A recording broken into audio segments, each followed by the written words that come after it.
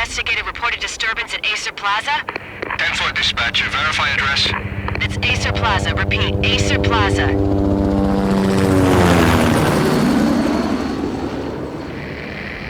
Shots fired on the rooftop. An assault in progress at Acer Plaza. Repeat, an assault in progress.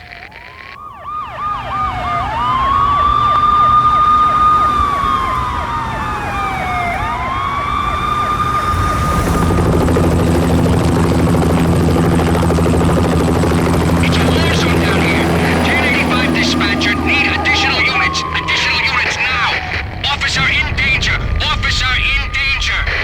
10-5, please repeat. 10-5, all units, emergency. Officer in danger, Acer Plaza. Repeat, Acer Plaza, all units. They were all dead. The final gunshot was an exclamation mark to everything that had led to this point.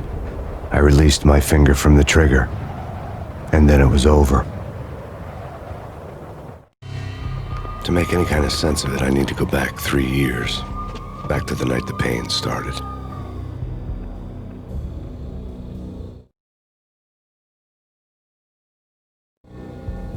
I was still on the force back then. NYPD, Manhattan, Midtown North Precinct, Hell's Kitchen. So when are you coming to work for me, Detective Payne? You'd make me work undercover in some hellhole. Sorry, Alex. Michelle and the baby come first. See? My last smoke. It's bad for the baby. That's you, Max. A regular Boy Scout. See, Alex. Still on for poker Thursday night, right? Like taking candy from a baby. Life was good. The sun setting on a sweet summer's day. The smell of freshly mowed lawns. The sounds of children playing.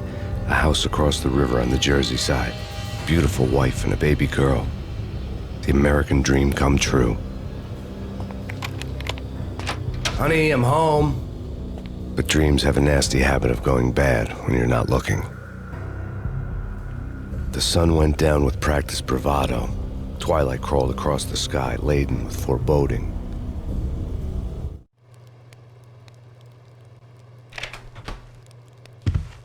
Michelle, honey, anybody home? I didn't like the way the show started. They'd give me the best seat in the house, front row center. What the hell?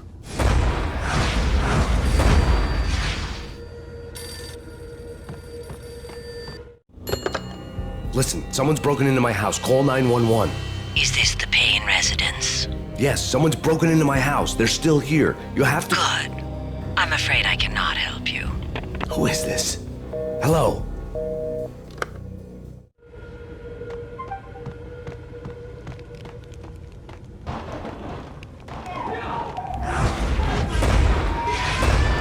Michelle!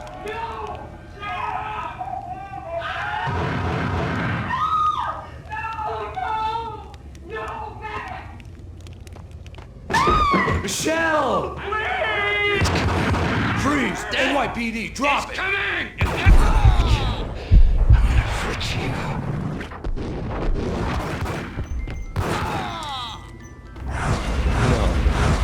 No, please, God, no. The flesh of fallen angels.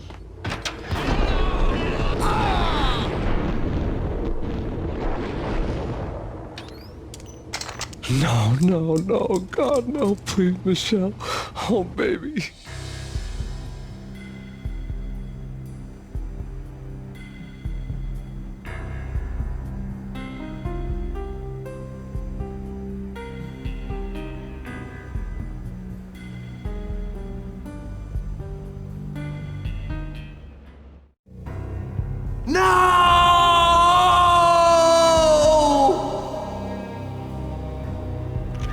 That was 3 years ago.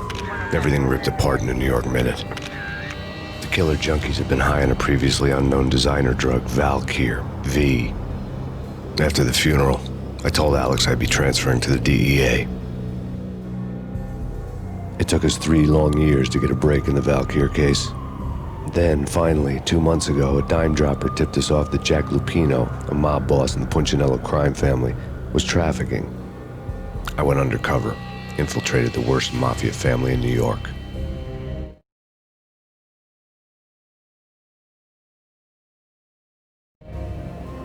I came in from the cold and the dark. Outside the city was a cruel monster. I've been slowly working my way from the small time to the big fish, trying to get to the source of the drug. Alex and BB were my only contacts in the DEA, the only ones in this decrepit city who knew I was down here. BB here. Something urgent has come up with Jack Lupino. You need to meet with Alex immediately at the Roscoe Street station. I hadn't had a face-to-face with Alex since I'd gone undercover. Outside, the mercury was falling fast. It was colder than the devil's heart, raining ice pitchforks as if the heavens were ready to fall. Everyone was running for shelter like there was no tomorrow. It didn't get any better when I got to the subway. The feeling hit me like a point-blank shot straight in the face. Something was not right about this.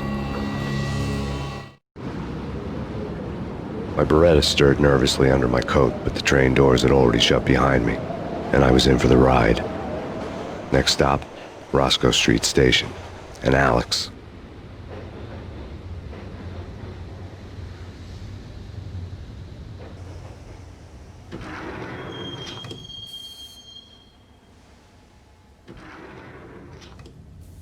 The station was drenched in gloom. Alex was a ghost, nowhere to be seen.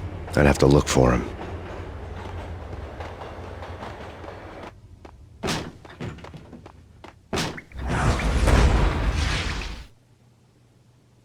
Death was in the air at Roscoe Street. I'd have to find Alex fast.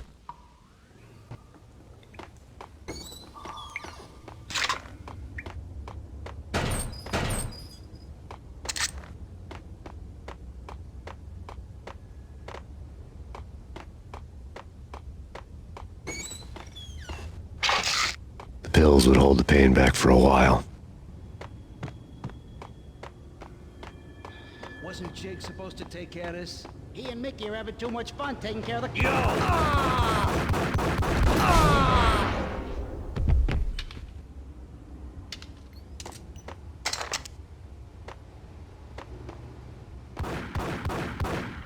Yeah! What the hell?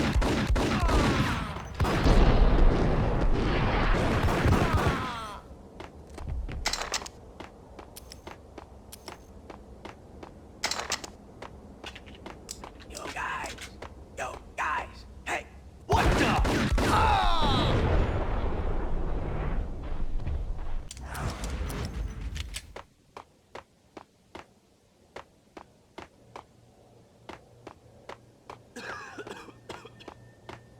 Hey!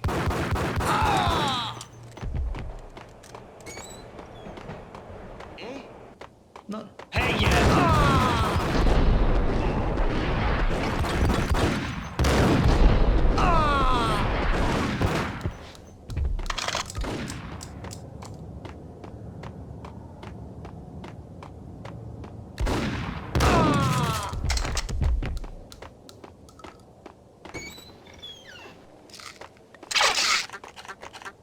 While looking for Alex, I had ended up in the middle of a big-time crime operation.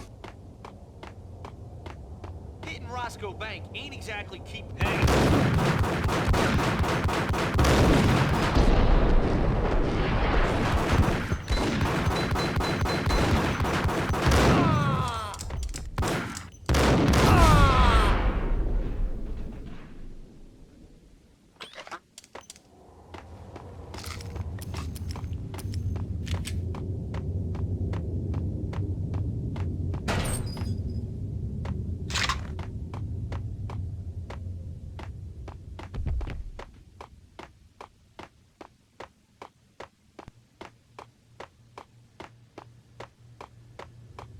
Kiss it good.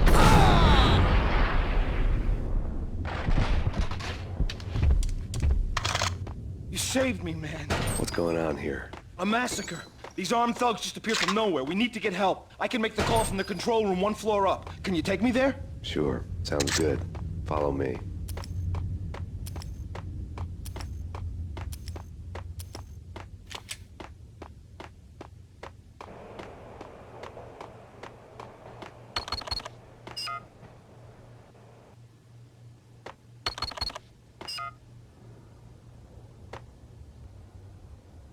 Home free. This way. Yo! Look out!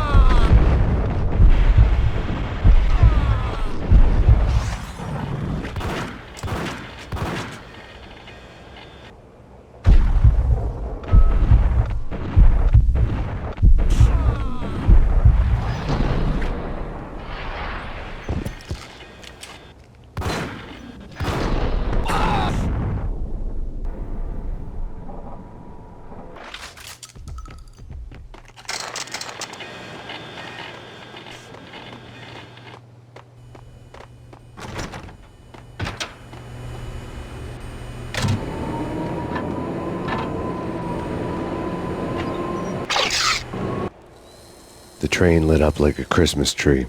The power was back on.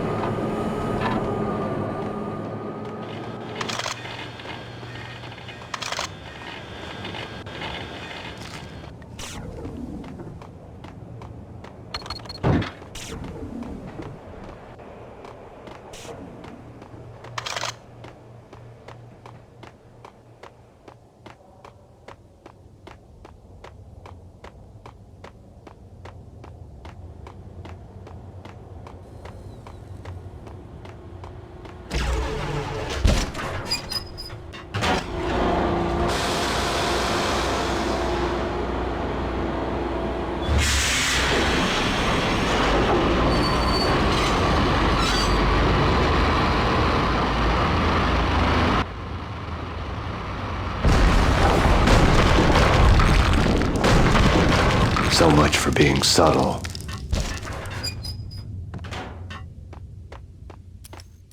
What the hell?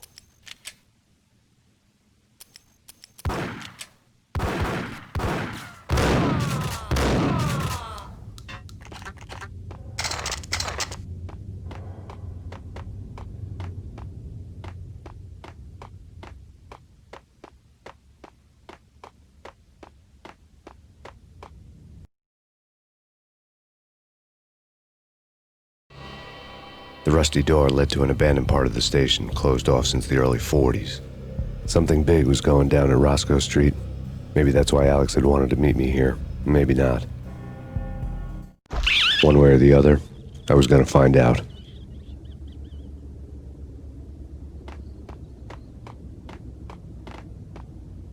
Right? Right.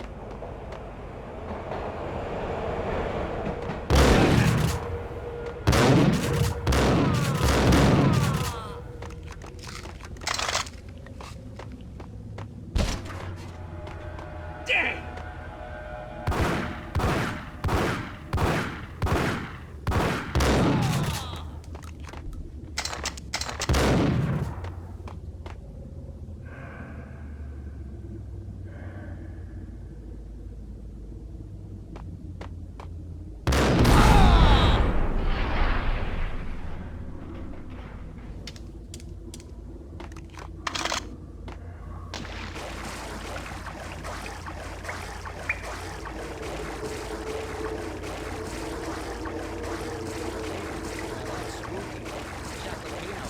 Spooky. But also it's whack.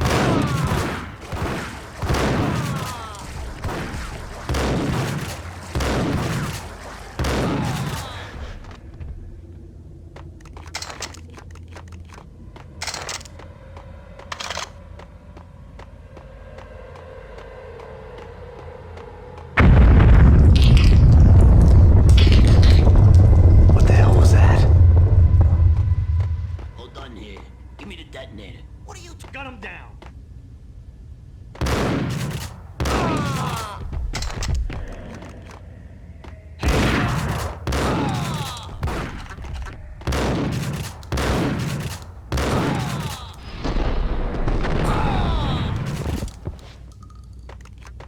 The door had been welded shut ages ago and the bomb was missing a detonator.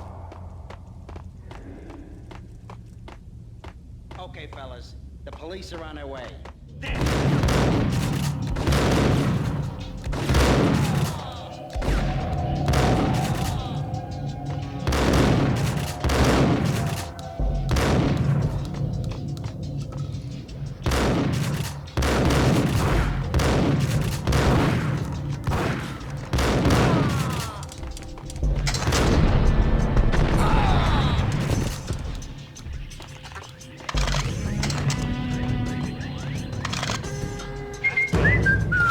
What the hell?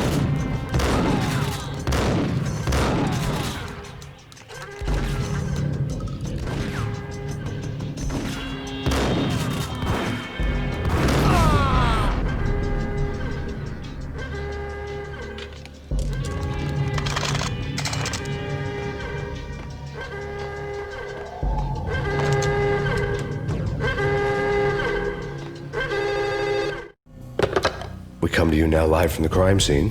Who is this? Right back at you. This is Deputy Chief Jim Bravura from the NYPD. You were to cease your criminal activities and surrender immediately.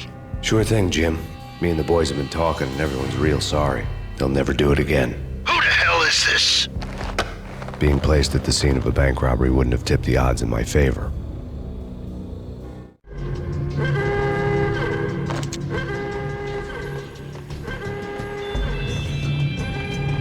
The bank robber's score lay on the table.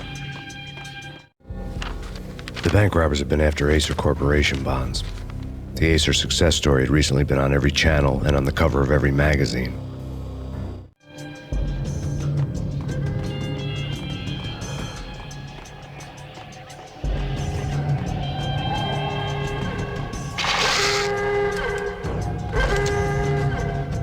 The bank robbers had left their tools on the table. Judging by the detonators, the crooks had bought enough explosives to send Lady Liberty into orbit.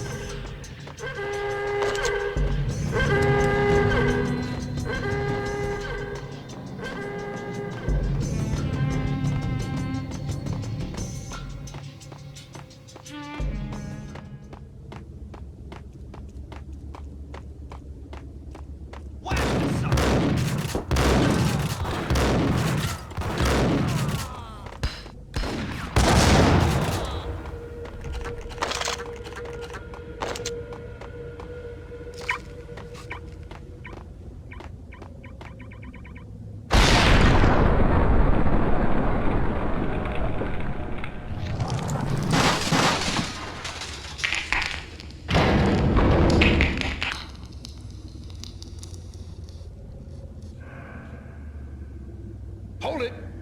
Max, Jesus, you almost gave me a heart attack. I nearly shot you. Alex, am I glad to see you. What the hell's going on? There are more corpses here than at the city morgue. It's an armed robbery, a tunnel job straight to the Roscoe Bank vault through the old station wall. Is this why? This is Lupino's gig? This is Lupino's doing? Lupino's men? Really? You sure know how to pick a place? Can you get through? No, it's locked. We gotta get out of here. If it's Lupino, it's... Alex? Alex! There was nothing I could do. He was dead. I could tell by the empty, accusing stare of his eyes.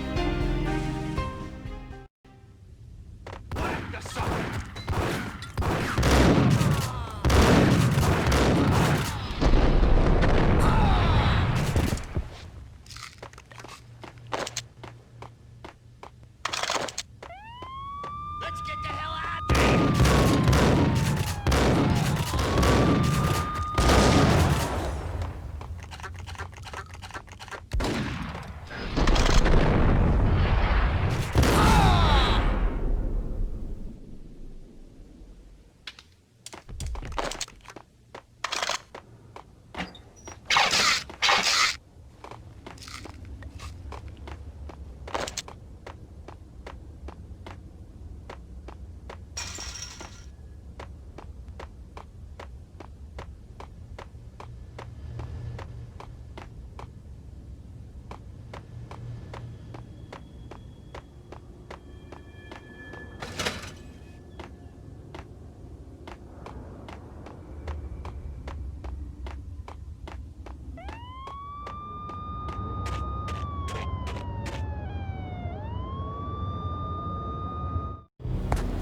Alex had kept me relatively sane for the past 3 years. Now I didn't know how I felt. Somehow he had stumbled upon something big and ended up stepping on Jack Lupino's toes.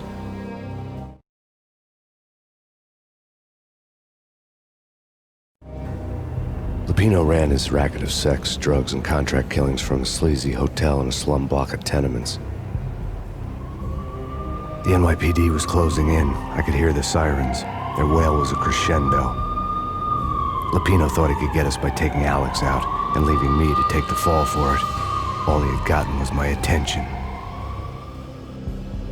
I went for the hotel first. It was a sad old thing with flickering lamps and faded colors, cheap mobster punks and tired-eyed prostitutes.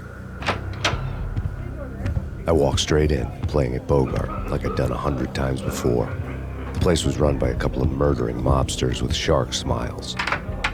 The Finito brothers. Ladies and gentlemen, it's the pain in the butt. Pain to the max. You're killing me. Did you make that up yourselves, or you get some wino downstairs to come up with it? Don't answer that. A rhetorical question. I got something for the boss. Lupino around? That kind of depends on who's asking. A friend or a junk squad plan. Don't answer. It's one of them, how do you put it, rhetorical questions. Lupino ain't here, but he said bye. Lupino wasn't in his cheap hotel. Instead, I ran into the Finito brothers. My cover had been blown. The door slammed shut behind me, and then I was dodging bullets like raindrops. Payne in the butt. Ha ha! Payne to the max. Junk squad kid. Gotta take you to Marble City for you. How you doing?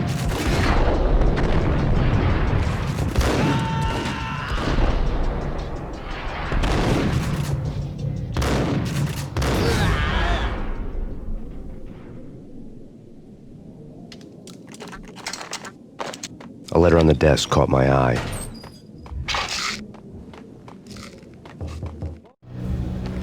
I had met Lupino only once. The gangster ran all his rackets through his right-hand man, Vinny Gagniti. Gagniti was a high-strung whiner on the verge of breaking apart, like an overamped Energizer bunny. He had the brains to run the business, but he lacked the balls, always falling short, taking his frustration out on underage addicts and call girls. The V deal goes down at your hotel. Jack's exact words, quote, "Vinny, you're in charge of this one," unquote. Rico Muerte's coming to see it through. Anything goes wrong and everybody's gonna get dead. Goes double for you. Treat this guy real good. Anything he wants, you give him.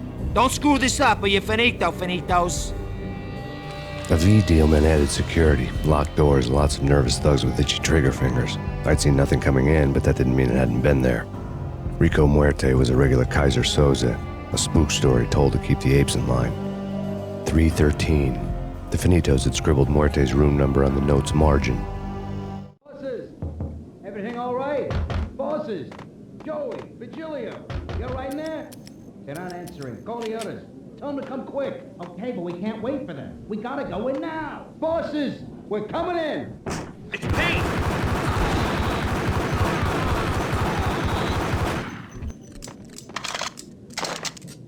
Getting out was not going to be easy.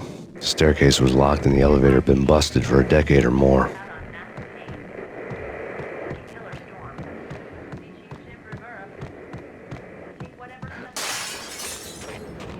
Yeah, something's wrong with the bosses. Payne's there and they're not answering. Let's go already. Payne's gonna pay.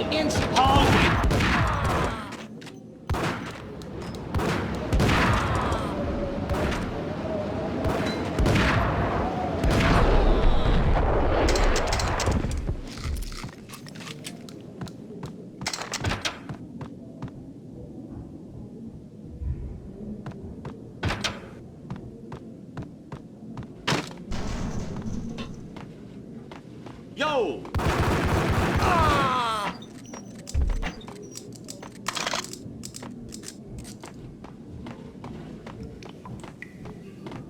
Previously on Lords and Ladies. Lady Amelia, Smoky Valentine asks for an audience. And now, a There he all-new is! episode of Lords and Ladies. What? Corporation.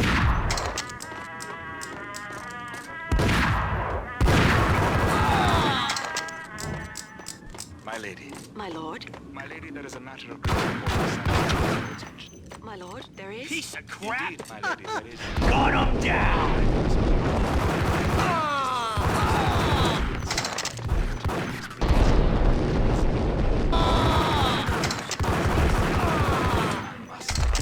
My lord, no! I forbid you. This cannot be. This must not be. But why, my love, why? My lord, it is too... V-head junkies could go off without a warning. I had to be careful. I must know. I would rather die than not know. Yes, my... I saw!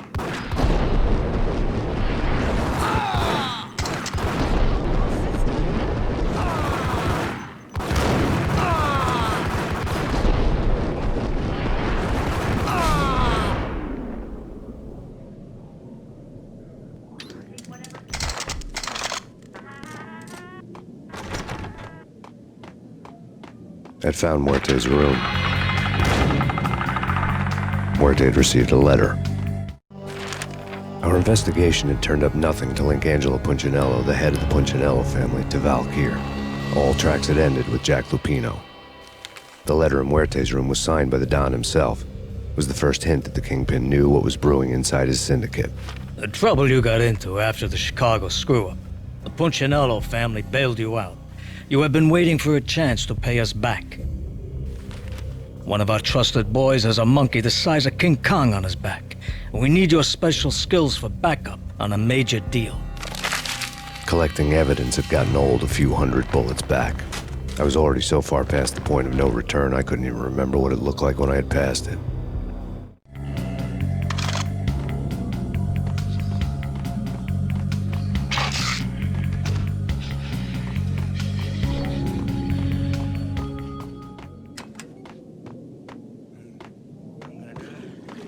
Yo!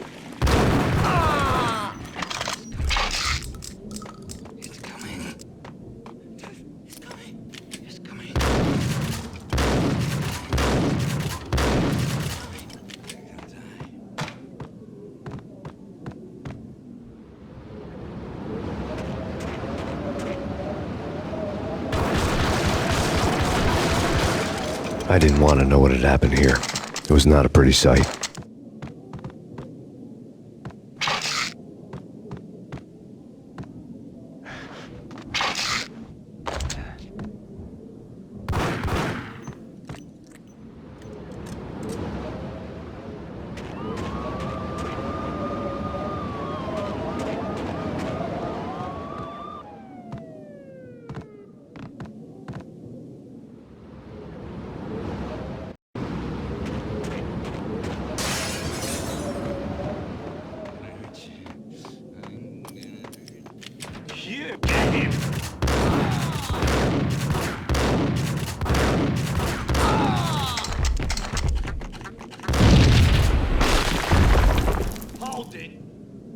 Hold you there.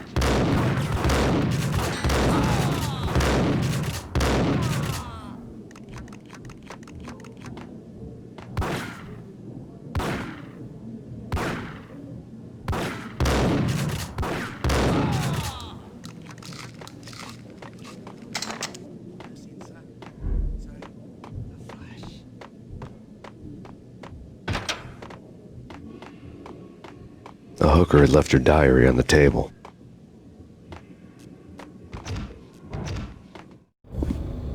The diary belonged to a hooker named Candy Dawn. The read would have made a vice cop blush.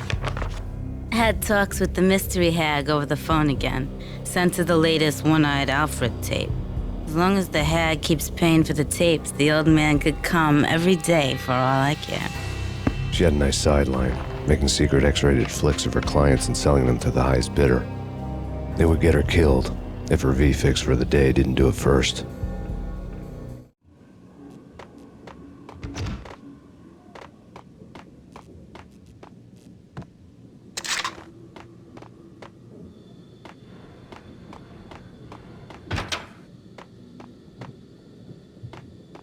Hold it! It's him. Go get him. No, wait, you go get him. You go and get him.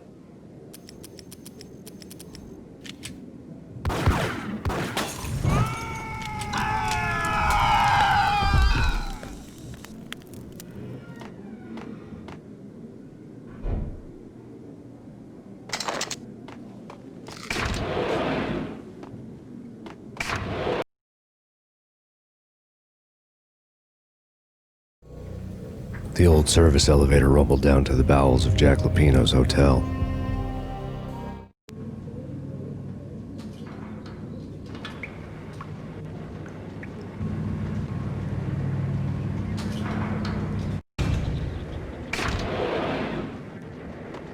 It was freaking crazy.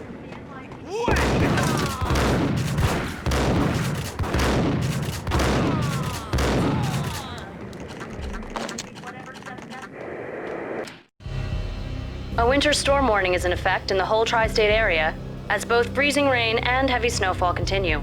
Many roadways are already closed, and people are advised to stay indoors. The severe blizzard has ravaged New York for 3 days now, with no end in sight. We'd been snowed from the start in the Valkyr case. The forecast said there was plenty more where that had come from. But the snowbound city was on my side. Less chance of innocent bystanders getting caught in the crossfire.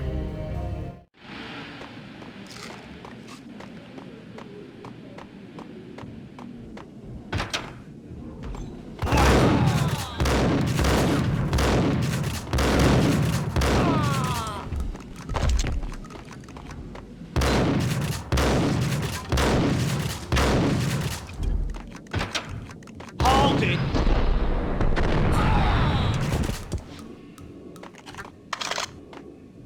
Exhibit number 1. A dead man tied to a chair lay on the boiler room floor. Captain Baseball Bat Boy has an unbeatable track record in superhero death matches. But a six-pack of root beer gets me every time. The murder weapon was a baseball bat, now lying in a pool of drying blood next to a newspaper folded open on a Captain Baseball Bat Boy comic strip. A newspaper.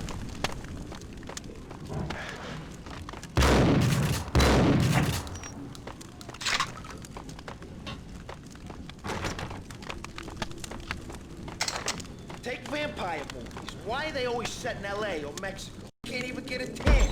If I get him...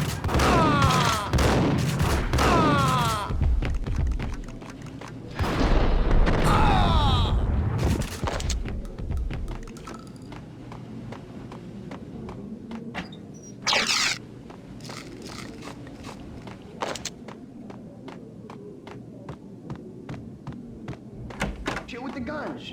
Trust me, you don't want to piss Muerte off.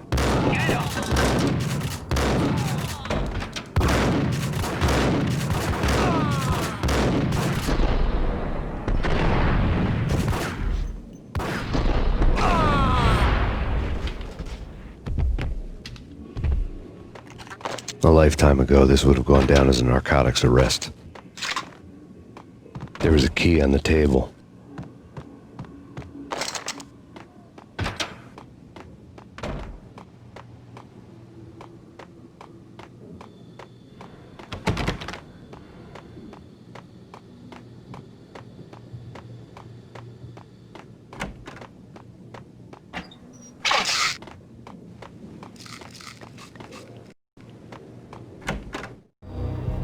Two mad dog killers, ready to murder each other.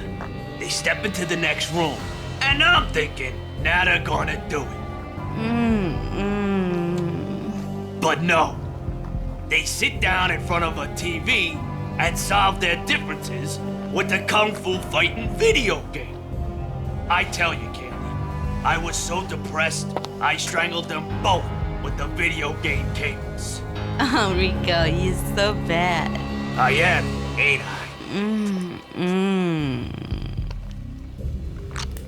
Rico Muerte, big-time hustler. Who the hell? It's that cop. Muerte went for his gun.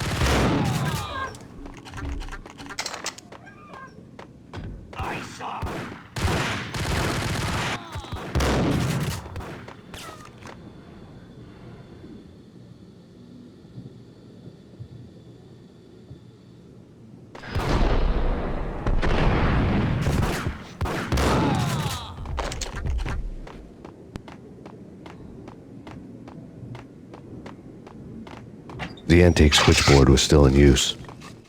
There was an old telephone switchboard in the back room of the reception area, the kind that made phone tapping child's play. It wasn't hard to picture a fat pimp sweating with headphones on, listening to his hookers talk dirty and fake orgasms over a web of party lines, the blood veins of New York. Right now, there was a different set of moans and groans going on. Boss, Gonidi, this is Max Payne. He came, started capping us. He killed... Are you freaking kidding me? He's just one lousy cop. You better be freaking kidding me. Whack him. What's the freaking problem? Hello? Answer me. Hello? The word was out. A deadly virus released into the city's corrupt circulatory system. Something wicked this way comes. Max Payne at large.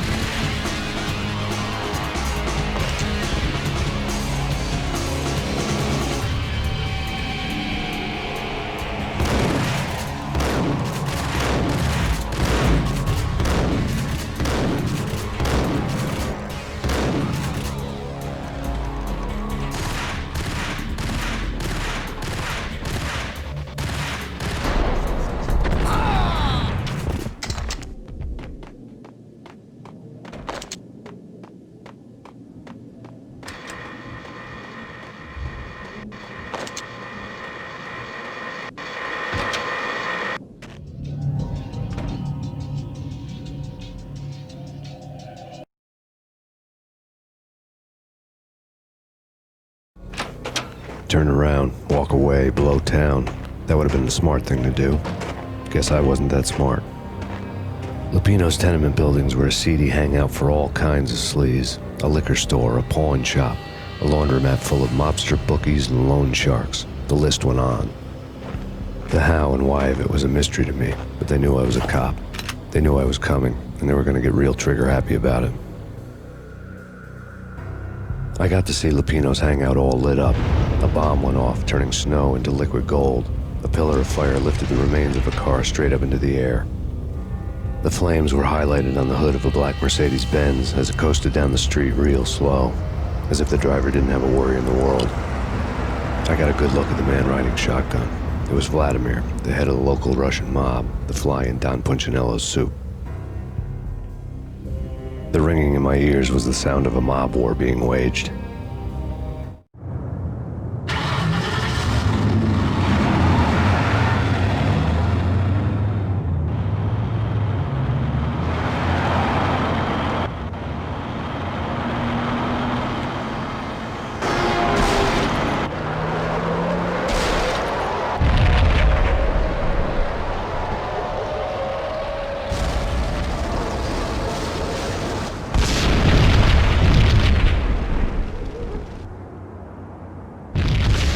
Another bomb exploded inside the closest slum building. It was a lucky break. The goons inside were spooked, but luck always came with a price tag. More bombs could still be ticking inside, and the cops would already be on their way. Jack Lupino's suite was on the top floor. At least it used to be, before the explosive makeover.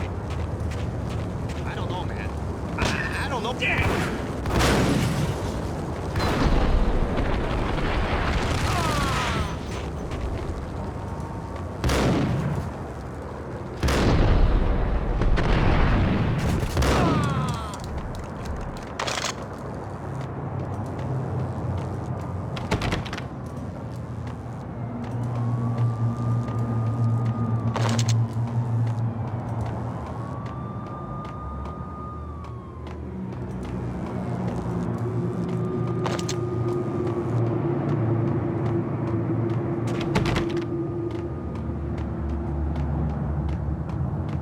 The headlines were a depressing read.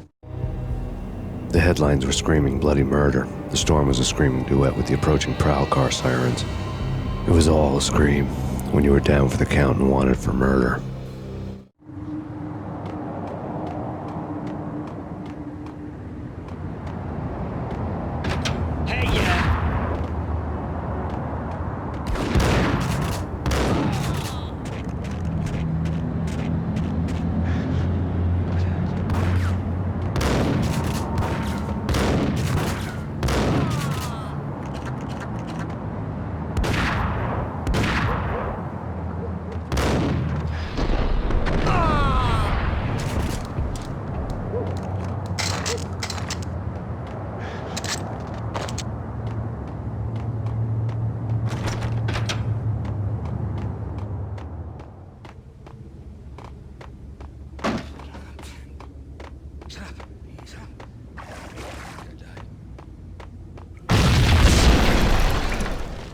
The whole building was rigged with explosives.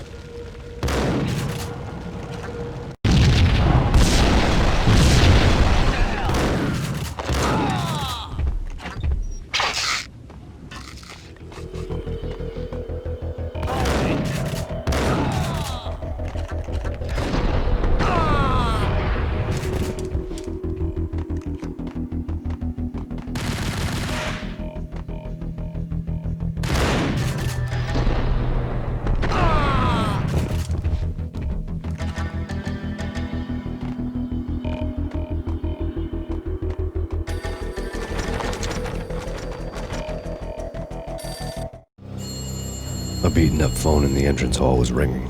It could have been just a junkie in need of a fix, but it turned out to be something more sinister than that. Am I speaking to Mr. Payne? Who wants to know? My name is Alfred Woden. You must hurry. The police are on their way. Tell me something I don't know. They know you're there. How? And what's it to you? I will contact you again. The cops arrived, sirens singing in the off-key harmony of a manic-depressive choir. I had a few minutes while the SWAT team would go through their usual routine. By the time they busted in, I needed to be long gone. Max Payne, this is Deputy Chief Jim Bravura from the NYPD. Drop your weapons and come out with your hands above your head.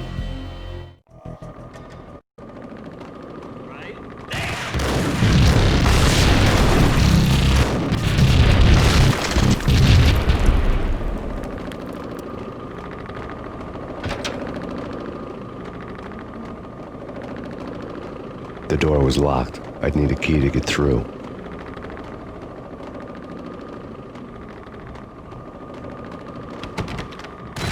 Someone had left a leftover key on the shelf. Suddenly it all made sense. The bombs, the Russian mob boss making an appearance in person.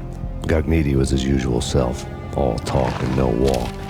After our hit, the Russian has only a couple of guns left, and they can be bought. There's no freaking way he has the guts to try anything after that. As it turned out, the Russian had plenty of guts. One thing you could count on, you push a man too far, and sooner or later he'd start pushing back.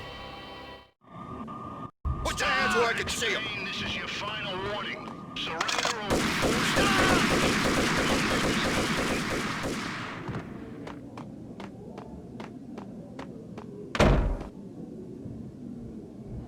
Hold it!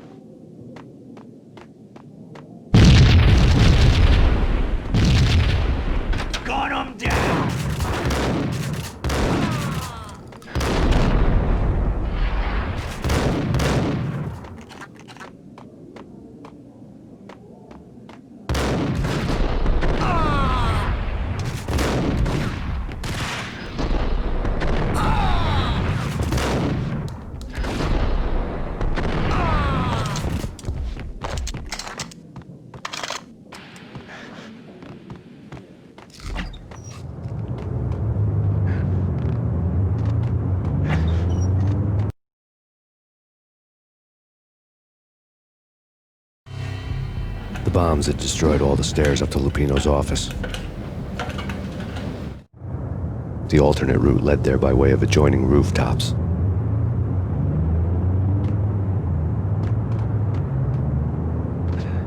It's never been this cold. Never ever. It's like the sky's falling. Yes, sir. It's the end of the world as we know. To get to the roof, I'd need to get to the elevator through the locked door up ahead.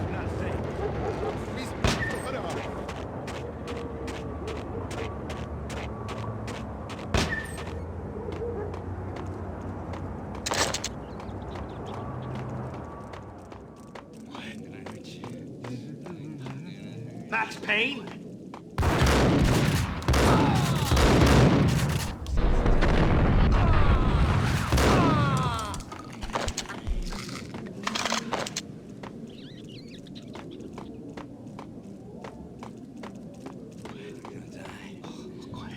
What the? Hey, hey!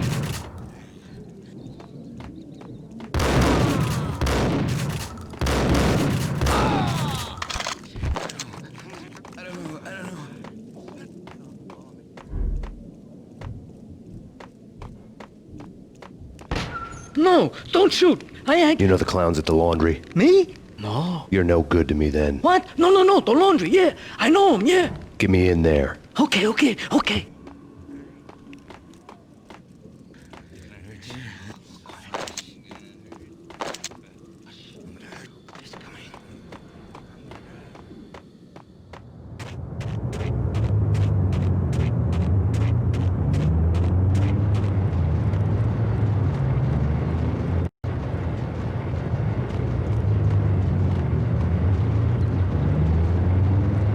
It's me. Open up. Let me in, quick. Not so fast. The password. John who? Come on. Okay, John Woo. All right. Come right in. It's a trap! It's Payne!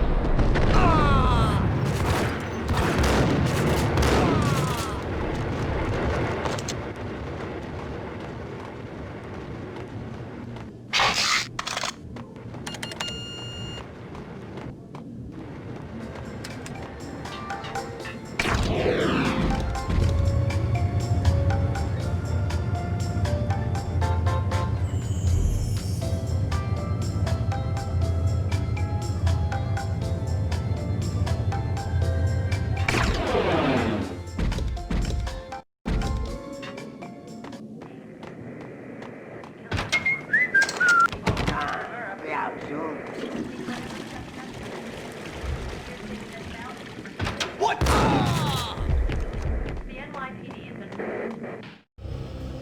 New York City is in crisis tonight, with reports of Valkyr-related gang war in the streets of the Bronx.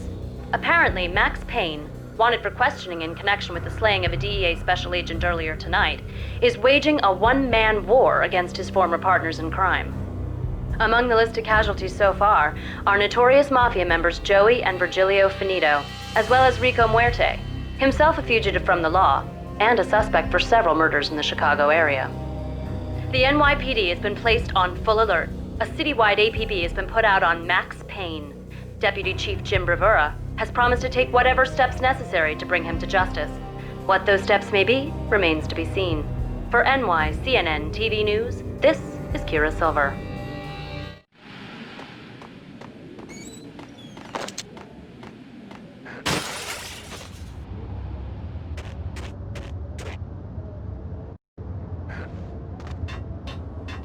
This week on address. What the hell?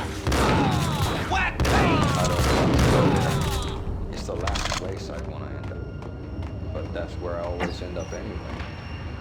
Only, it's not me.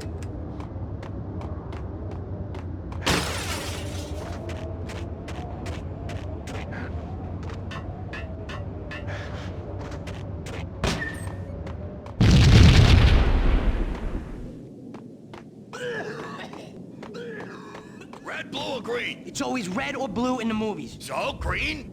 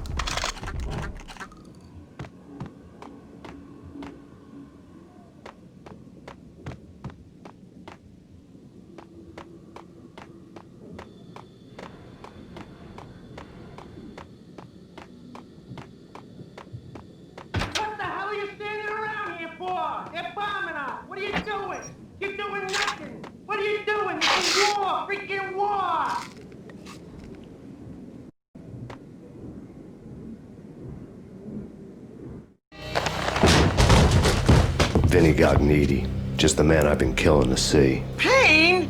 Freaking Fed! I knew from day one there was something screwy about you. What do you think you're doing? You're a freaking cop. You ain't got squad on us. You can't just come in here waving your piece like it meant something. Yeah! Oh my God! Oh God, you shot me! Ah! You're dead, Payne! What the hell are you waiting for, you apes? Kill him! Kill him! With pleasure, boss. Gognitti bailed. I made like Chow Yun Fat.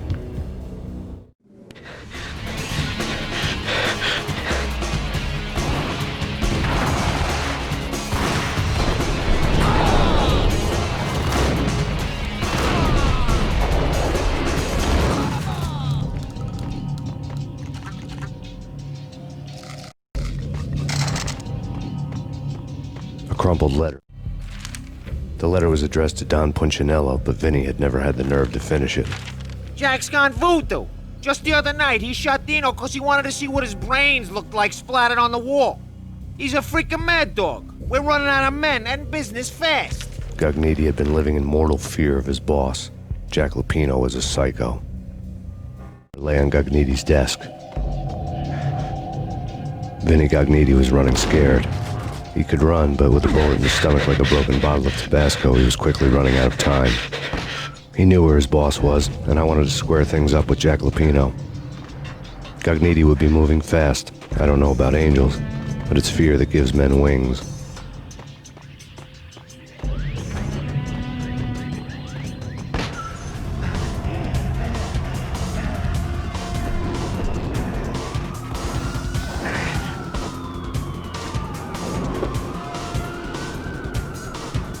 Gognitti hitched a ride. To catch him, I'd have to follow his lead.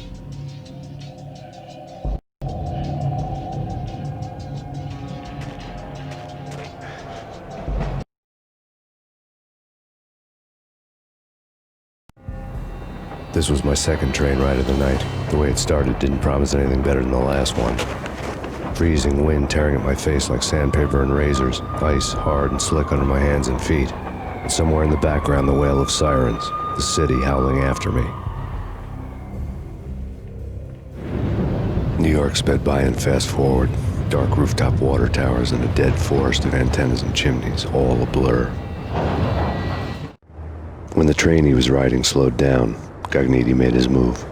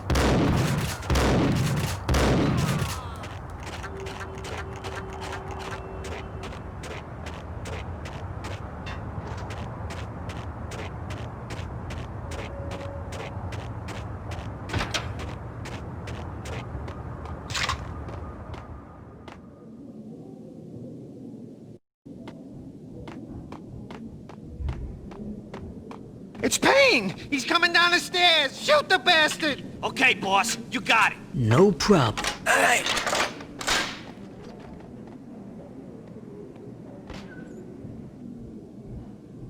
What the hell?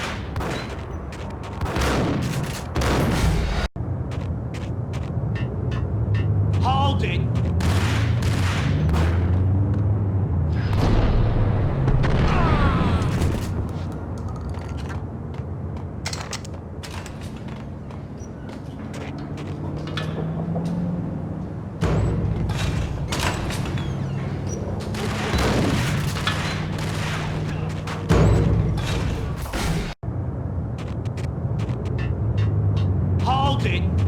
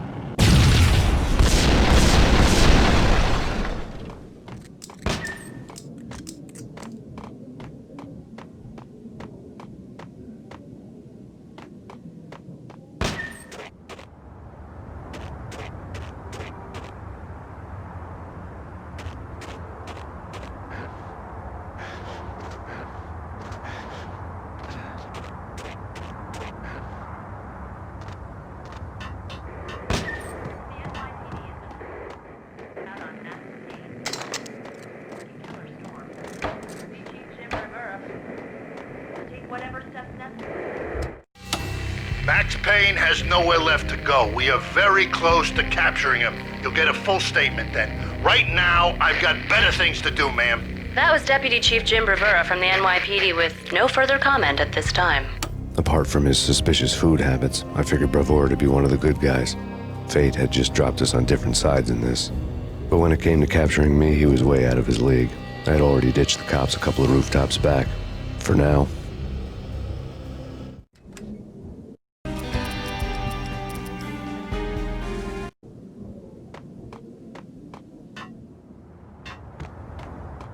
He's coming! I can hear him! Ready? Keep your gun pointed at the door. Okay.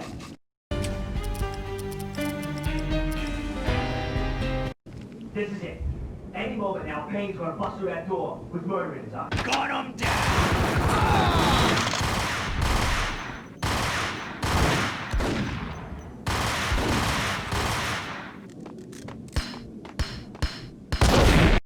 This is it. Whack the son!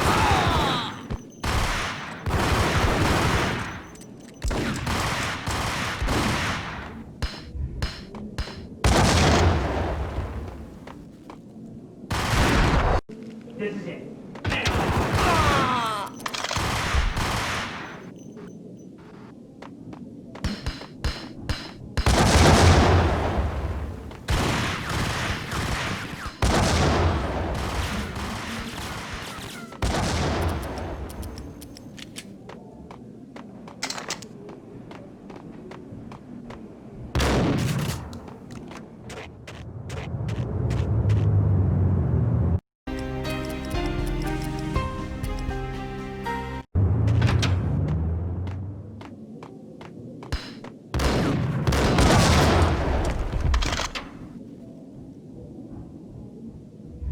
Open, goddammit! Payne! I'll kill you, you lousy freaking cop!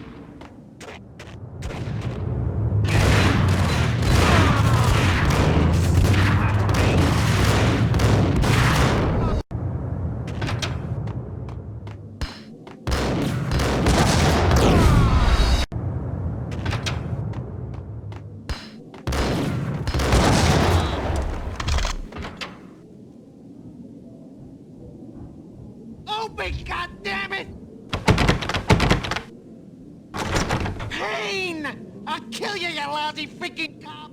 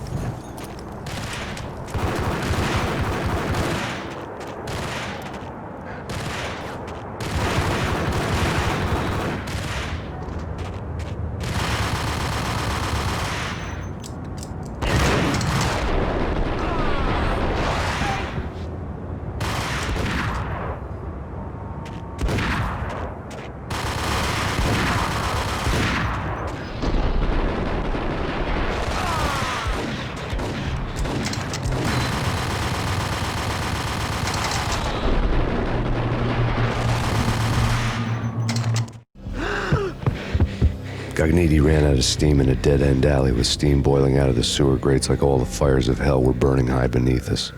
It was shakedown time. Where's Lupino? Screw Screw you! Bad start, Vinny. Police brutality! I rate pretty high on that. You can't just hurt me in cold blood? Just keep telling yourself that.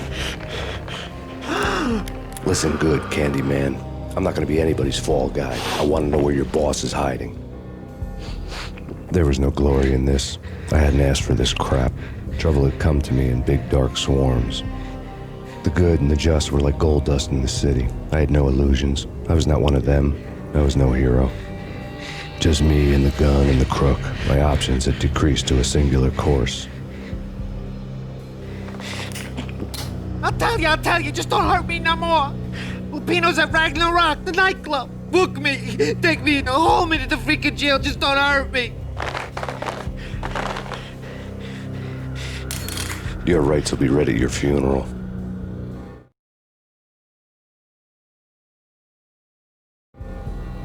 Ragnarok was Lupino's private nightclub, a den of drugs built into an old theater.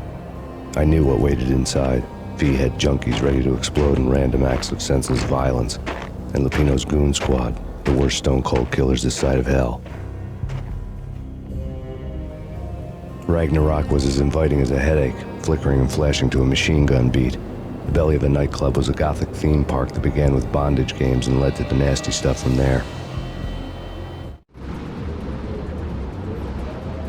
As subtle with its dark message as a cop killer bullet through the heart. Like father, like son, just like Jack Lupino.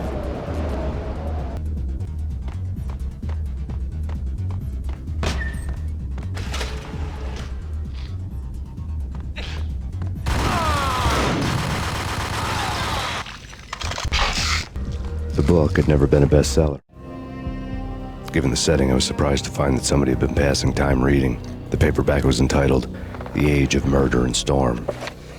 The blurb on the back mentioned Norse mythos and Ragnarok, the end of a Viking world with a terrible winter that covered the earth in ice, when vile crimes were rampant and all humanity lost. I could see how somebody impressionable might get it into their head that we were at the end of time. I was also beginning to see what the nightclub and its owner were all about.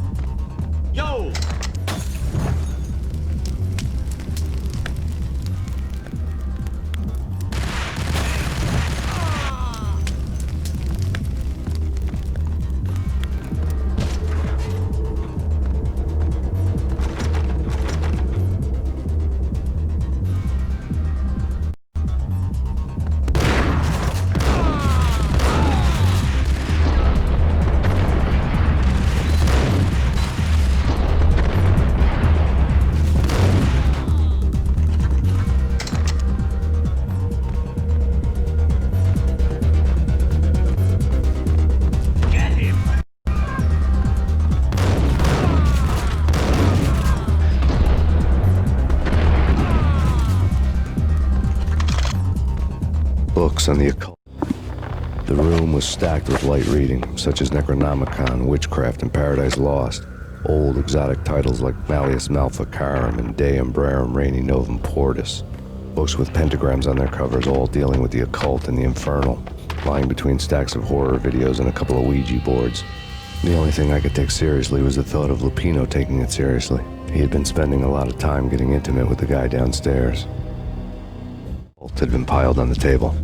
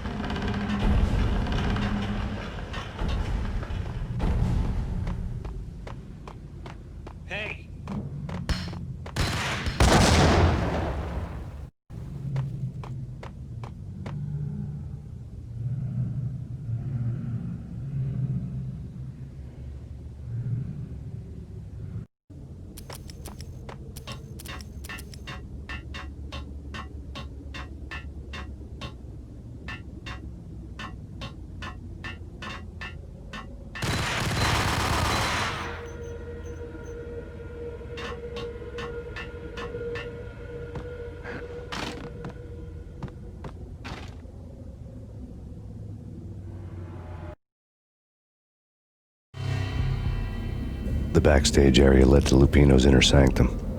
The hot air inside was like an invisible wall, thick with incense and something else, a sickly sweet smell that made you gag.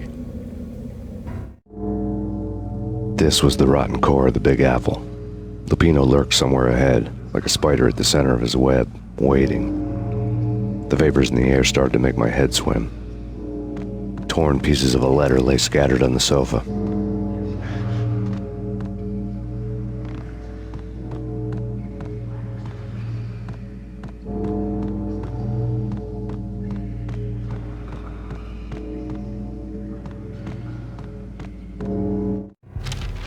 Punchinello had threatened Lupino in writing. The note had been torn to pieces, bloody fingerprints all over them.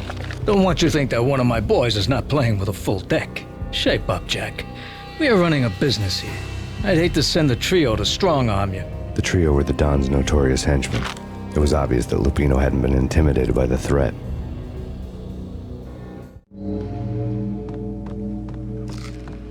The flesh of fallen angels! Come to me all! Astaroth, Beelzebub, Asmodeus, Baphomet, Lucifer, Loki, Satan, Cthulhu, Lilith, Ella! Blood to you all! Secret living under the skin of reality. I've seen it. The corruption of flesh. Oh! I'm the wolf, yeah! I am the wolf! It's close. It's coming. You have come. A witness to the end of time. It's now! I will rise to her side! I don't need the words! I'm beyond the words!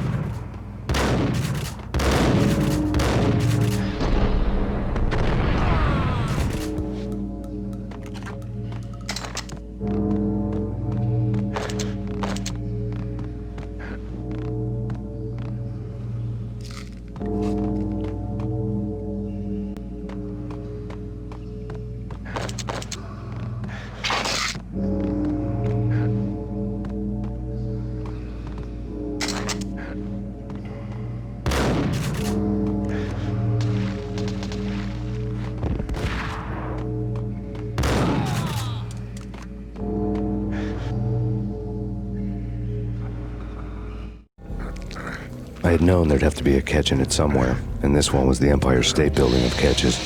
Lupino was pumped up and dying to go 15 rounds with a mutant alligator. And then he started this spooky monkey talk, straight from a bad dream. Mine. I have tasted the flesh of fallen angels. I've tasted the devil's green blood. It runs in my veins. I've seen beyond a world of skin the architecture of blood and bow and arrow. Death is coming! She is coming, and hell follows with her. This is the twilight winter. I am ready to be her son. Her time is now, and all who stand in her way must die!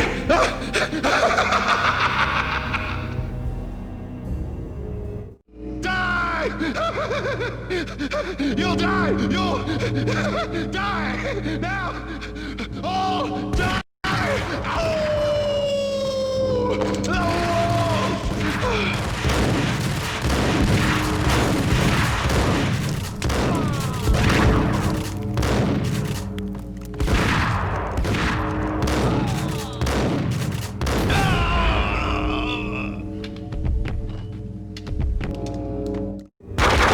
When Lupino finally went down, I wanted to make real sure he'd stay that way. V was a bad monster. Turned them into friggin' zombie demons from outer space. I think he's dead already. Huh? And that's when it happened. But dead or not, you've got the wrong guy. In stepped this knockout femme fatale holding a gun to my face. I returned the favor. Lisa Punchinello. Lisa Punchinello was the Don's wife. Mona Sachs. Lisa's evil twin. Your safety's off, evil twin. You might hurt someone with that gun of yours. Lisa's the damsel in distress. I'm the professional. I'd blow you away without batting an eye. Sure, and you can check out my credentials splattered all over this joint. Jack couldn't have framed you. Not the state he was in. We're after the same slime bag. Angelo Punchinello's the one who murdered your friend and framed you with it. You know this for a fact? I've got my sources. I don't have a clue these days. I just shoot them as they come. Who put a contract on the Archfiend? This one's mine. I hate the guts of that sadistic wife-beater. Why not pool our bullets for this one? I thought you'd never ask. My finger was starting to twitch. How do you like your whiskey?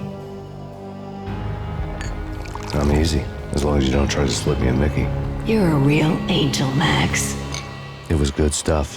Tasted sweet as honey going down. Nothing personal. Can't risk you going berserk and getting Lisa killed.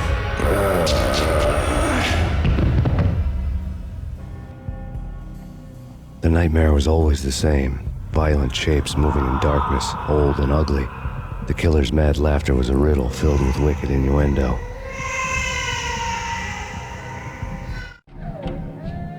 Somewhere, the baby was crying.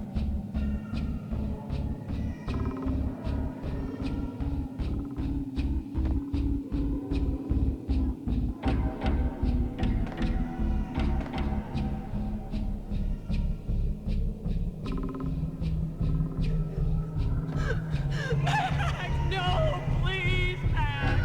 Why? I didn't mean to. I'm sorry.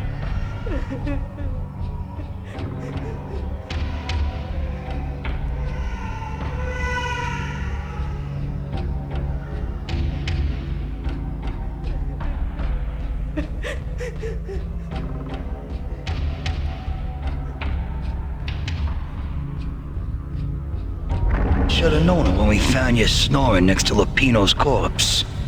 A comedian, huh? The pictures were filled with good old times.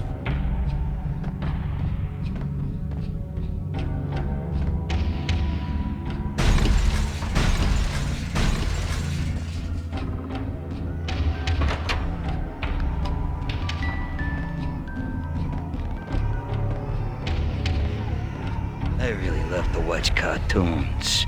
Captain Baseball Bat Boy's my favorite.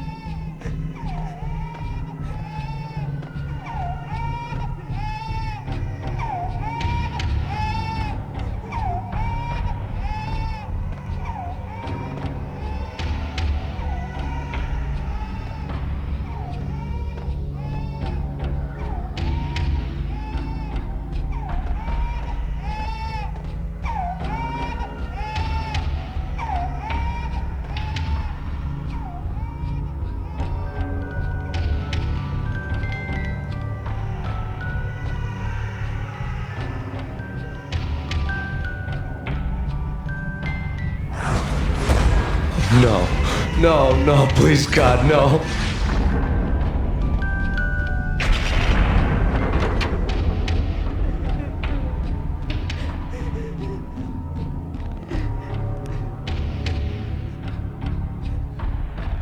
Slice them, dice them, shoot them full of holes, blow them to bits, vaporize them, disintegrate them.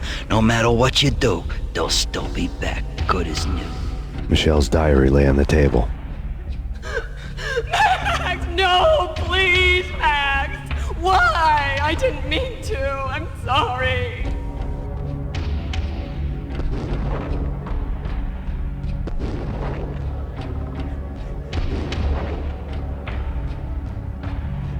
Murderer! You killed her! Nothing like that ever happens in the real world.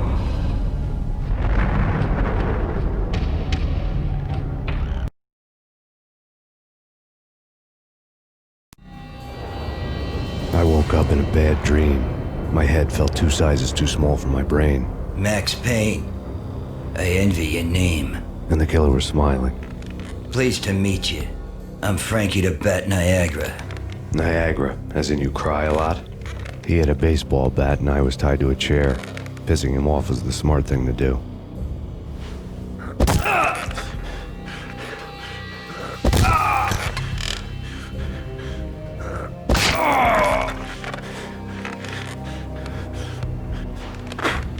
Nothing wrong with a little laugh now and then. Take me, for example. I love to watch cartoons. Cartoon violence is a fascinating thing. Let's take a break. I need to take a leak and maybe grab a cold one at the bar. Don't worry. I'll be back to finish this off. And then, it's checkout time. You play, you pay, you bastard. He swaggered out, and the door clanged shut behind him, locks clicking into place. Everyone makes mistakes. Mine hadn't been to crack jokes about the goon with the bat. He'd have cracked my skull regardless. It hadn't even been to trust a girl with a gun. I had blindly gone after the first bad guy on my hit list when I should have been aiming further up the ladder, at the head of the Punchinello family. I couldn't bring myself to be pissed at Mona. Guess I had a soft spot for a pretty face.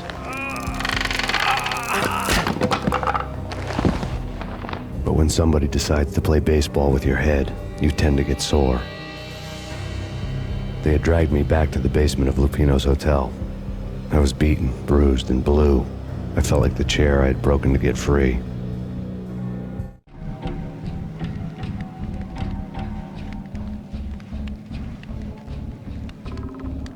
All I had was Niagara's bat, sticky with my own blood. Without a gun, I'd be no match for Frankie's men. I'd have to play hide and seek with them.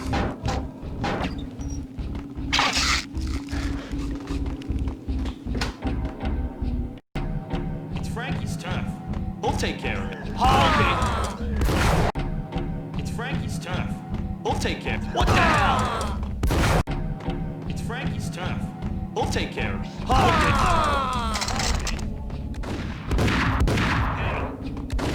What the hell?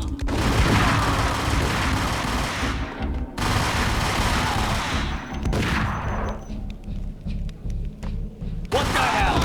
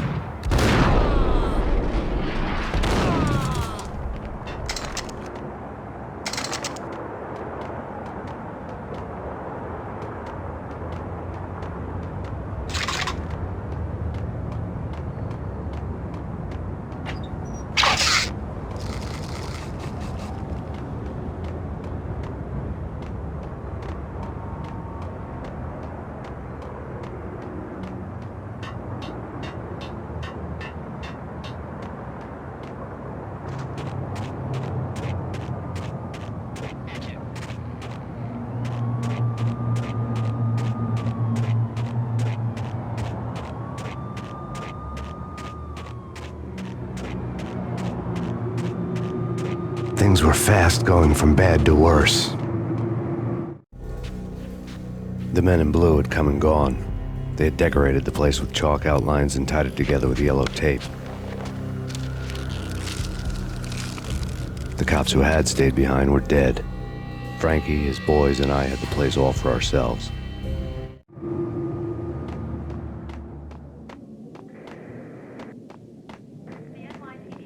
Just forget about it. Just forget about it. Hey, just forget about it. That crazy witch, you should have heard her. She was a real scream when the boys caught her trying to cap the Don. Oh, that's friggin' bad. To the trio? That's even worse than what Frankie's doing to that poor bastard downstairs. She's gonna take a long time to die. The mobster muscle on the phone was talking about Mona. Punchinello's trio were nothing but bad news. It's Payne!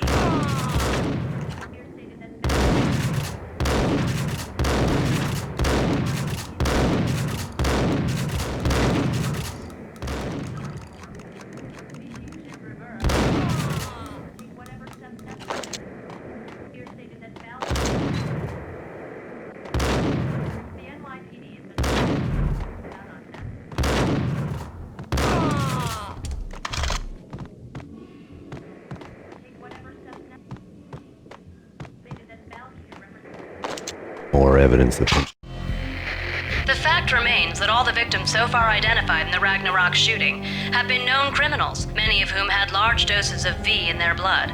Reliable sources say that Max Payne was also among those killed, although no body has been recovered at this time. reliable sources.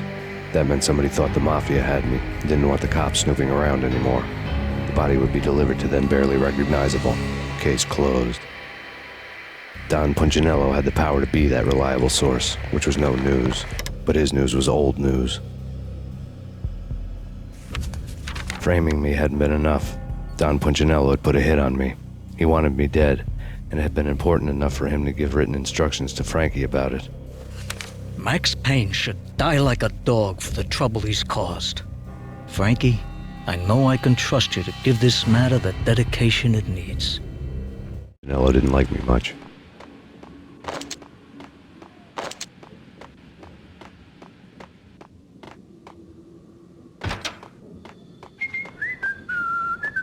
Damn!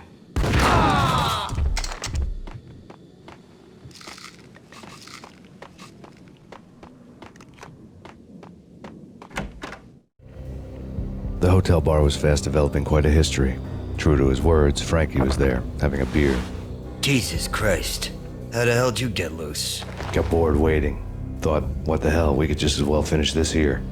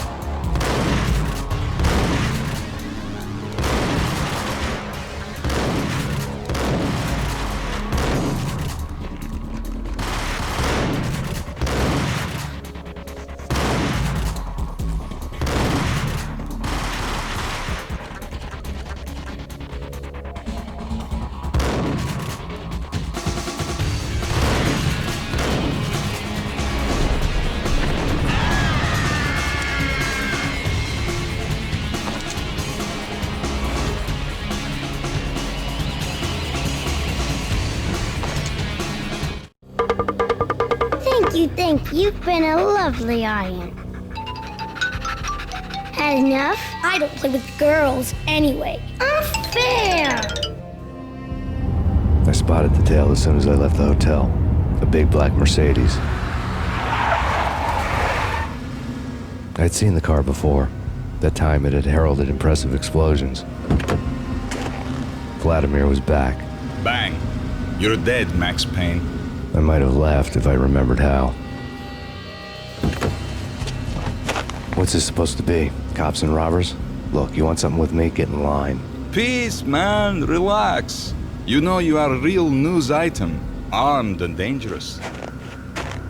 I am going to make you an offer you can't refuse. I've always wanted to say that. It's a bum rap. I've been framed. That's a moot point. Whatever you did or did not do, I'm sure you had good reason for doing it. Want to hear me out? I'm listening.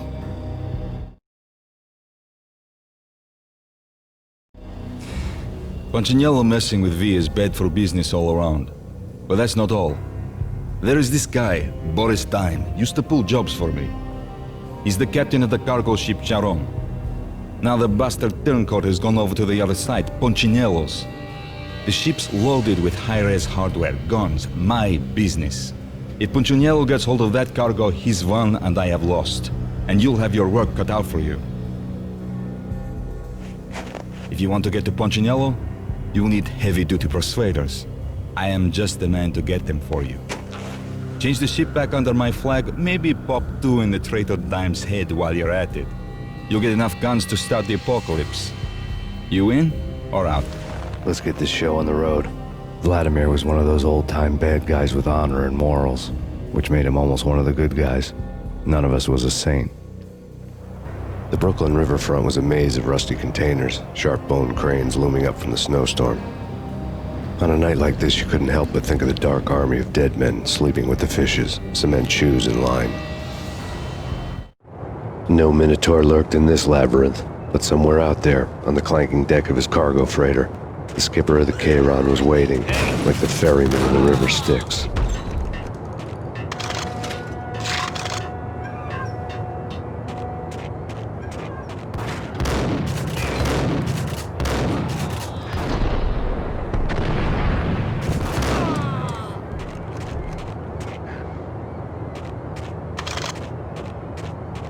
Both of them beat to a pulp. I slowly... What the hell?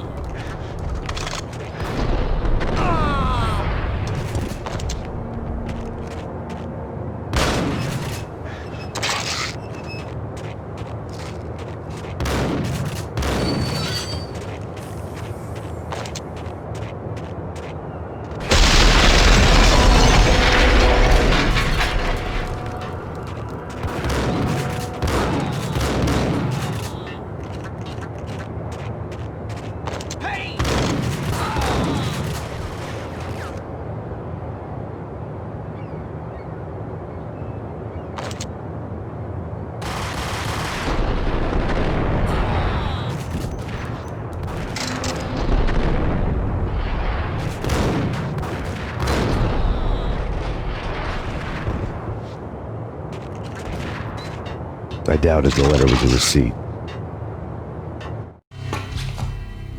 Rico Muerte had come to town to do more than just sort out family troubles. Exhibits number 1, 2, and 3. A briefcase of money, a sniper rifle, and an envelope with one word neatly printed on a folded piece of expensive paper. Mayor.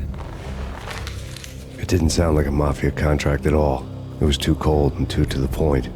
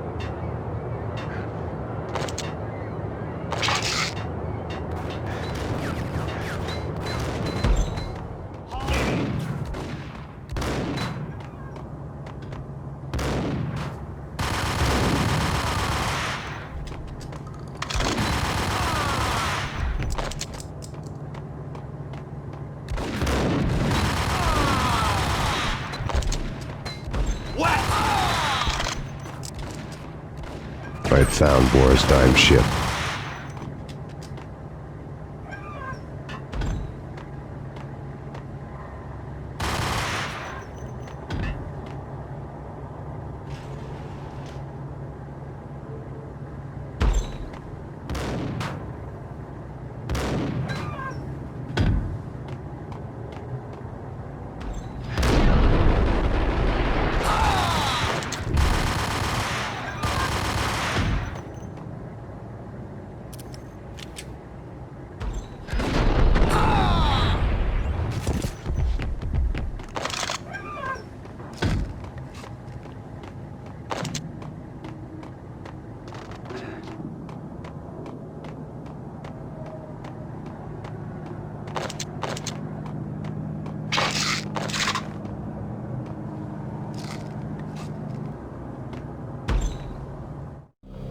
Rust had crept over the sides of the cargo steamer a long time ago. Boris Dime would be on board. I'd have to smoke half of his crew to even get near the gangplank. Guns were probably being kept in the hold, buried amidst the rats and oily water.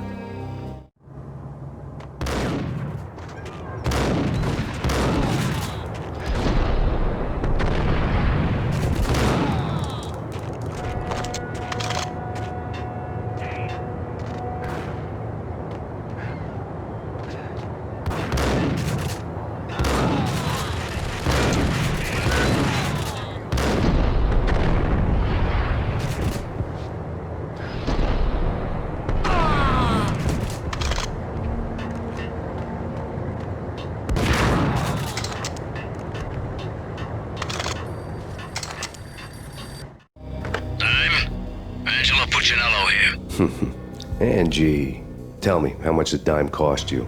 I bet it was more than his name. Max Payne. Right the first time. You're dead, punk. You sure you're not confusing me with Boris here? But you are right, of course. Pretty soon we should get together and have a talk. You son of a... Pissing Punchinello off was a dangerous game, but when people get mad, they make mistakes. I should know. That's where I wanted Punchinello, mad enough to trip over his own feet, preferably into a grave.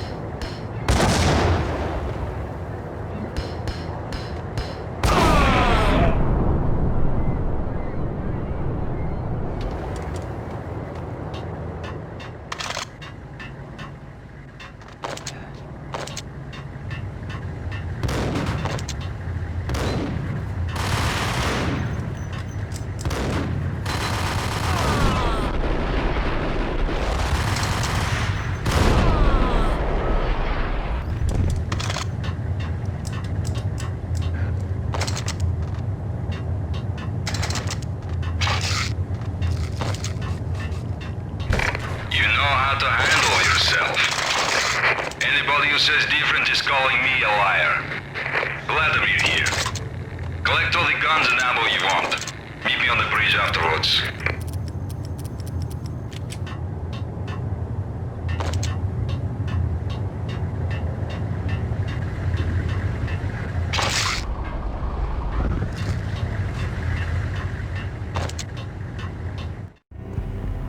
Did you get everything you need? Check. I owe you. Anything you need. This is my solo. When I'm through, Punchinello won't be anybody's problem anymore. Clear as vodka. But anytime you get between a rock and a hard place, just whistle. This could be the beginning of a beautiful friendship. You really get a bang out of this big-time gangster act, don't you?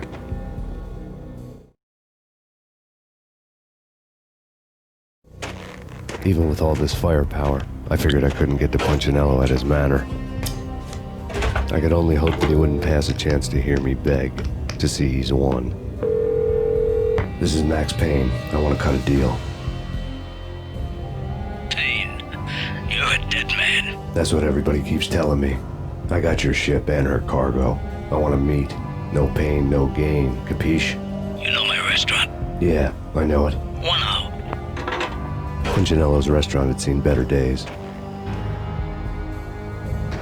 Snow was falling like ashes from post-apocalyptic skies, but that was outside. Things would soon get hot in the Don's restaurant. I knew it was a long shot, Angelo Punchinello actually showing up, but there was no crime in hoping.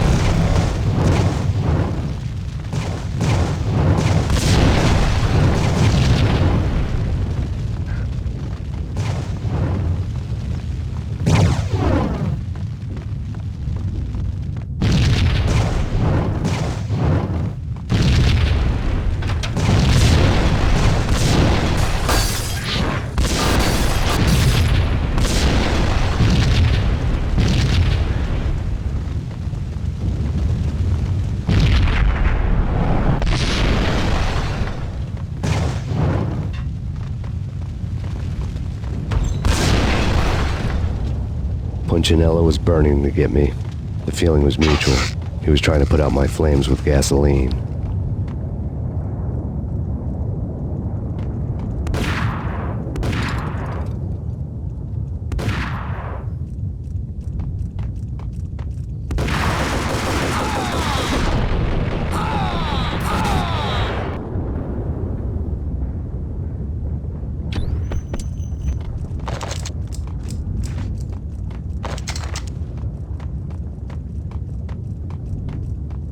The mobsters have been guarding a real treasure, the way out of this disco inferno.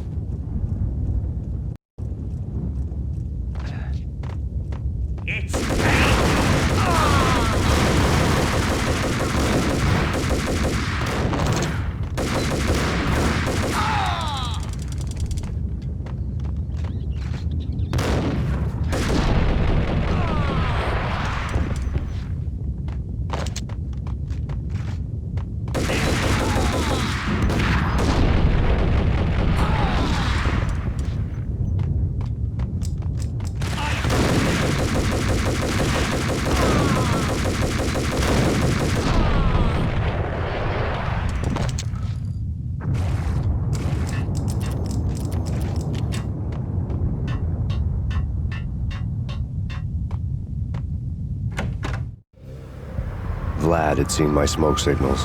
The Mercedes was revving to go, almost drowning out the banshee wail of the sirens.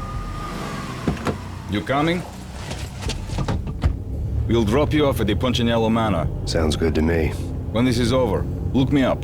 I could use a professional like you. I'll keep that in mind.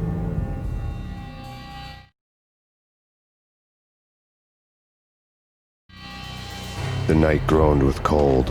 The garden lights flickered nervously. In their light, the falling snow was dead white before the darkness ate it up. I had heard the stories. The trio were mad dogs. They'd have hung the heads of their enemies over the manor gates if the capo had only let them. Punchinello wanted pain. He'd see the pain. The trick in my situation was that there was no trick, no matter what the movies tell you. No rules, no secret mantra, no roadmap. It wasn't about how smart or how good you were.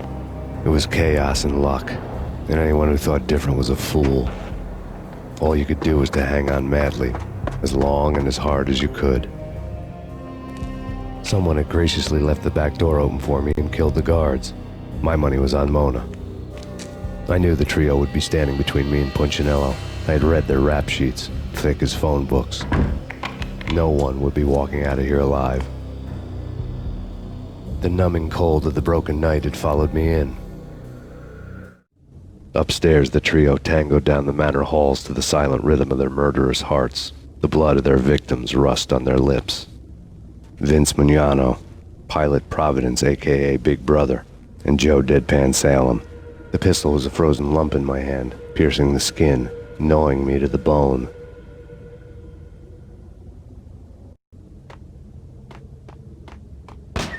In death, someone hadn't enjoyed the Don's hospitality. Someone with a flair for the dramatic. Someone who had let herself out of a locked cell and past a couple of armed guards. My thoughts were on Mona again. I could only hope she was a good enough gambler to walk away while she was still winning, before she'd run into the trio. The thug had been promoted to messenger.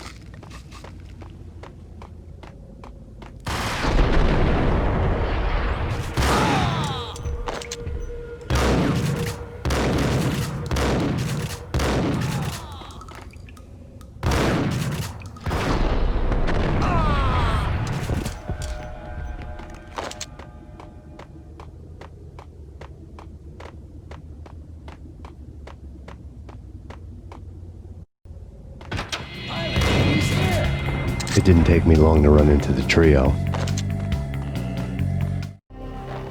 The word on Lisa Punchinello was that she was a bit of a witch. The tarot cards on the kitchen table fit the picture. They weren't my kind of cards, but I was willing to take a crack at the hand Mrs. Punchinello had dealt. The first card was the tower. Maybe that was supposed to be the manor. It got easy after that. The devil was the master of the house, and death was me, coming for him.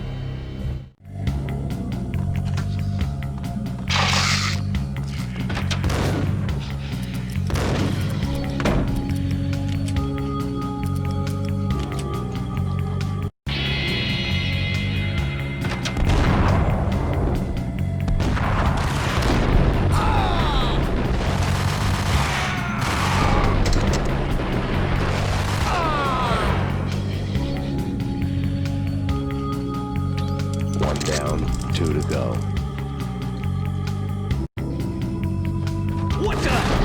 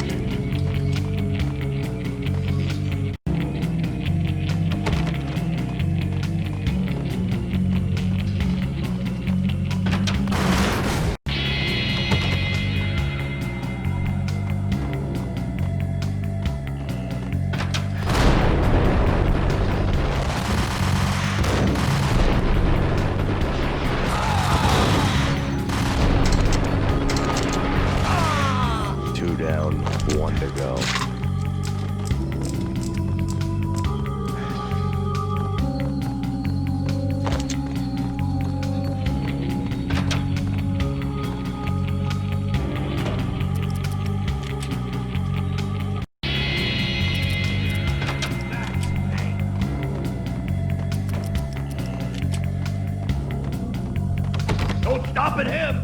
This will stop anything. Take cover.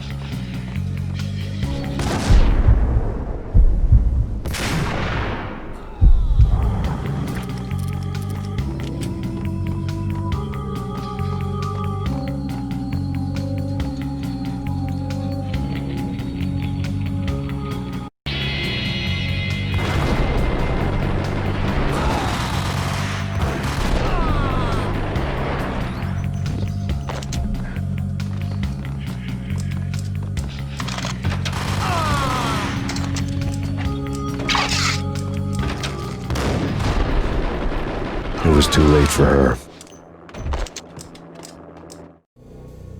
You're a real angel, Max. I couldn't tell whether it was Mona or her sister. The body was a mess. The sick bastard had really gotten a kick out of it.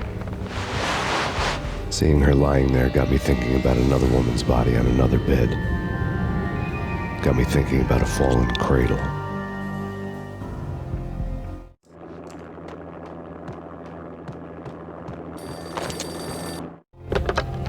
Max Payne. Talk to me. Alfred Woden. You've got company. An armed helicopter just landed on the manor grounds. You must hurry. The more the merrier. Road, Payne. Vince Mugnano.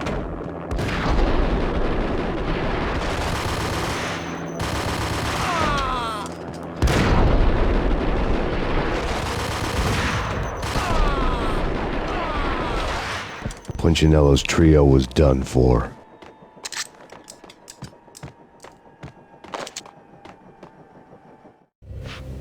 Outside my door. Hurry. He's coming for me. You gotta hurry. Please. I could hear Punchinello on the phone begging for help. He should have been saying his goodbyes. Punchinello was a pushover. The moment I stepped into the room, he folded like a deuce before a royal flush. No, wait. I was just doing what I was told. I couldn't refuse. She's someone high up. Government, maybe. I don't know. He was trying to buy more sand for his hourglass. I wasn't selling any. No, I told him not to.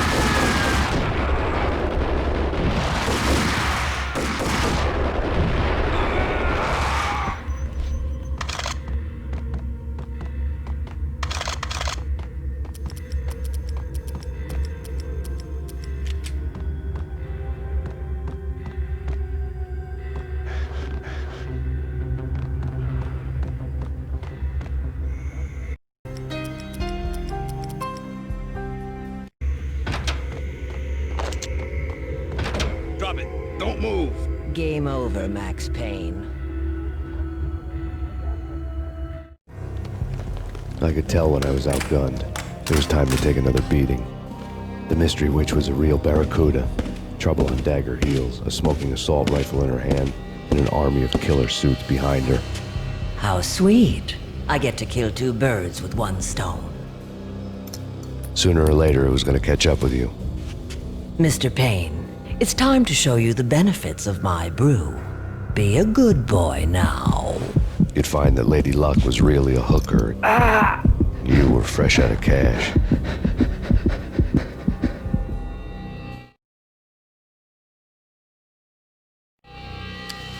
Gentlemen, we're done here. Take me to Cold Steel. She had just given me an OD of Valkyr. I could feel green fire eating my brains. They turned to steam. They did a fade on me. I'd never had a chance. The witch had got me just as sure as if she put a gun to my head and pulled the trigger. The shadows rushed me, bruised mugshot faces hungry for revenge. They knew my weak spots and closed in for the kill. The floor turned into a vortex of green blood. I fell. The flesh of fallen angels.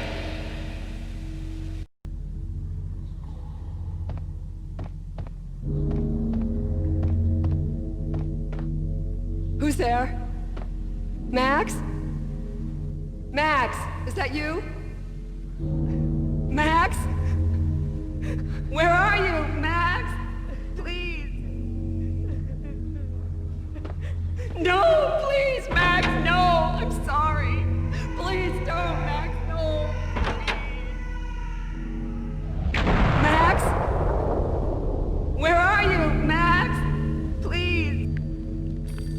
letter was staring at me.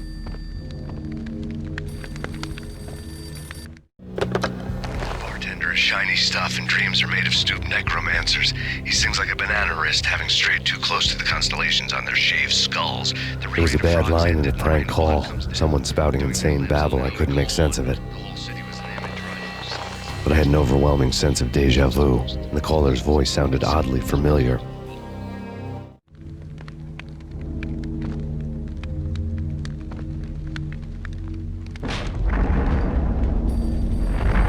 The weird piece of paper looked dangerous.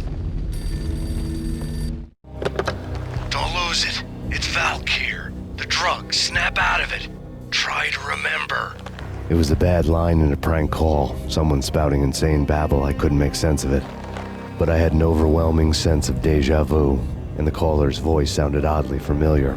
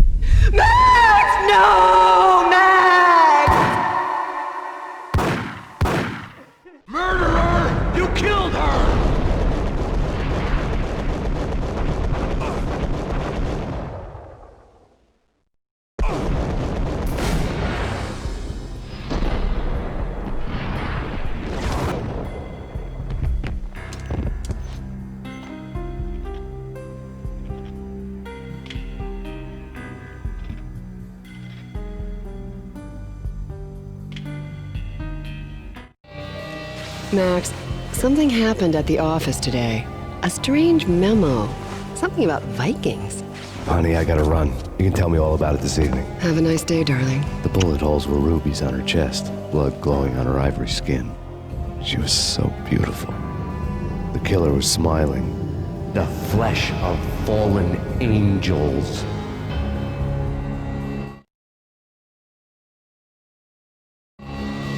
Slowly, the green nightmare faded, leaving dark stains on my soul that would never come off. I felt like flatlining. I was all shook up. I woke up in a cold sweat, sick and tired to the bone, lying in a puddle of my own puke. The hag had said take me to Cold Steel before it had all gone crazy. It was a clue, the only one I had. It took me forever to crawl back to my feet and hit the road, but when I did, I drove straight to Cold Steel Foundry outside the city. There was a whole lot of action around the place for a freezing winter night. Trucks coming and going, men running. I had the drop on the mystery witch. She thought I was dead. I was on her blind side. I was going in.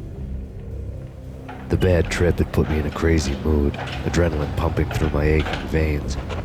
Staggering on the mill roof in ice and snow and wild wind, I was a ninja. My kung fu was strong.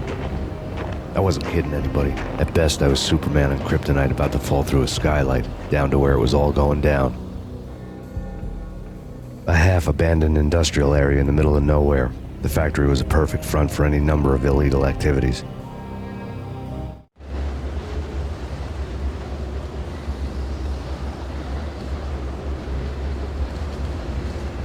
In the belly of the plant, molten metal boiled and bubbled like a witch's brew.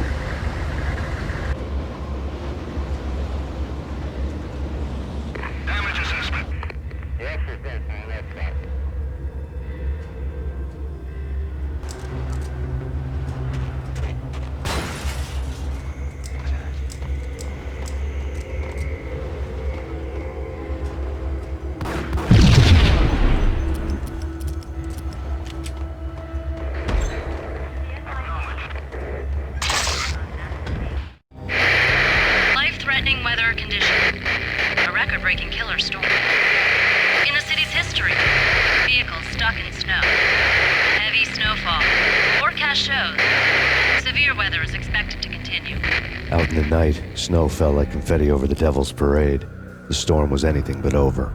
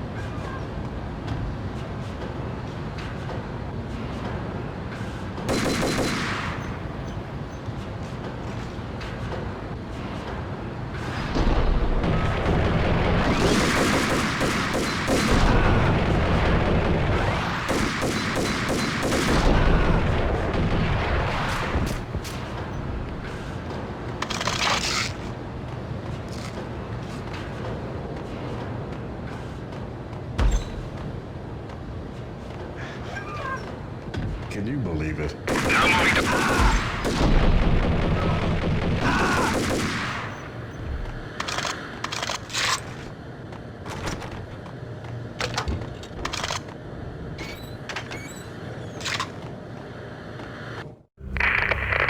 Perimeter breached.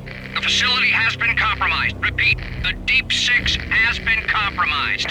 Initiate Operation Deadeye. The walkie-talkie military lingo could mean only one thing. They were getting ready to destroy the evidence and vanish into the night. I was so close. The hidden truths were just around the corner.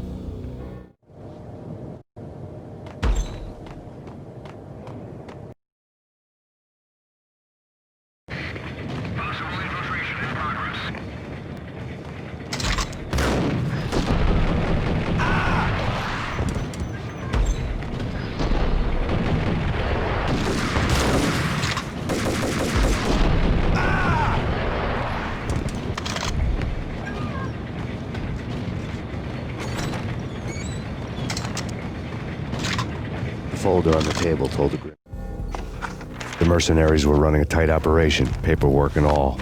Merchandise missing again. A chemist had tried to smuggle it out for his own private party. Locked him up in cell B7 in D6's old test facility to wait for proper processing. I was close enough to hear the secrets, just beyond the next doorway. Tail.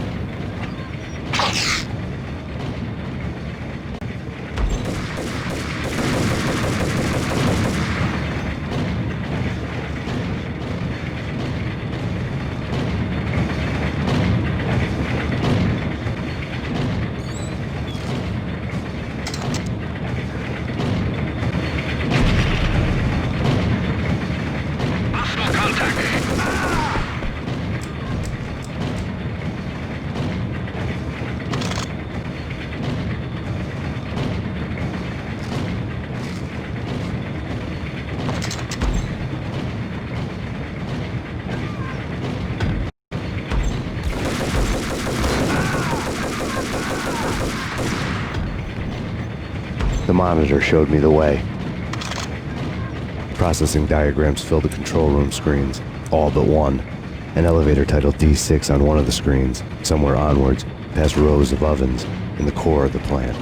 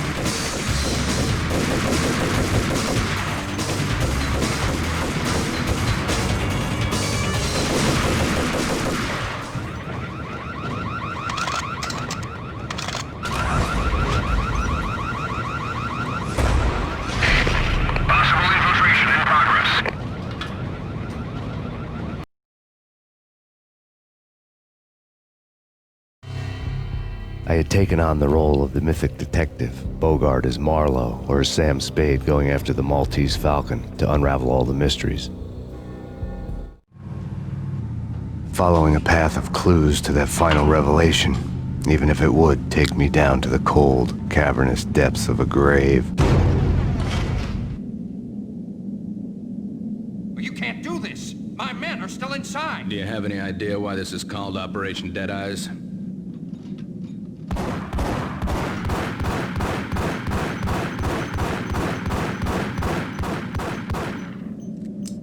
I think he's dead already. Let's do it.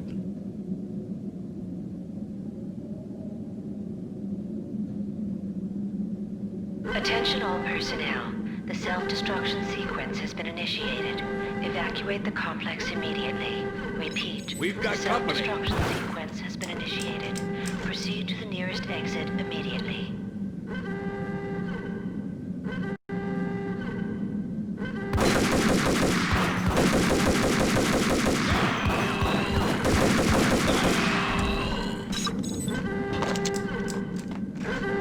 I had seen the logo on the floor before. There was an old army bunker under the steel mill. I knew the military plaque on the floor. I had seen 1,000 variations of the insignia on crumbling brick walls everywhere in the city. The sword replaced by a syringe. Project Valhalla, V for Valkyr, V for Valhalla. All of a sudden it read like a crackpot conspiracy theory.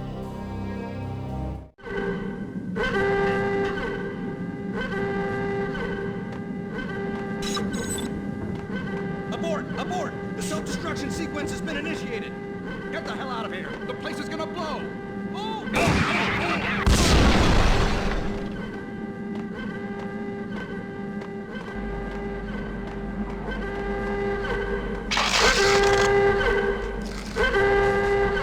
Attention all personnel. The self-destruction sequence has been initiated.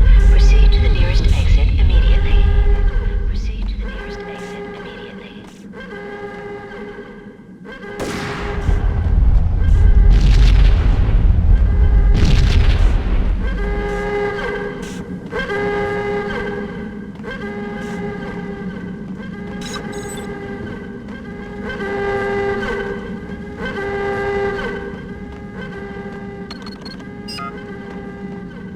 Like everything else in the Valkyr case, the door code was a mystery to me.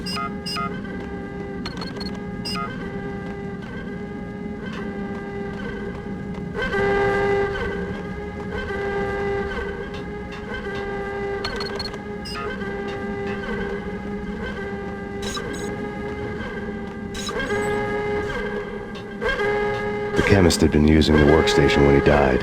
The half-life of the lab rat had ended online, his password blinking on the screen. 665, neighbor of the beast.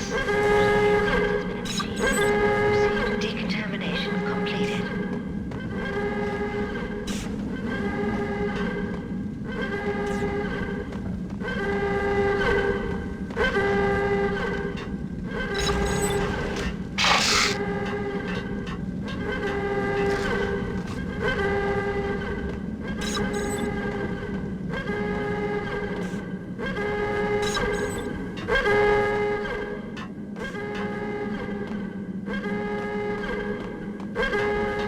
Decontamination in progress. Decontamination completed.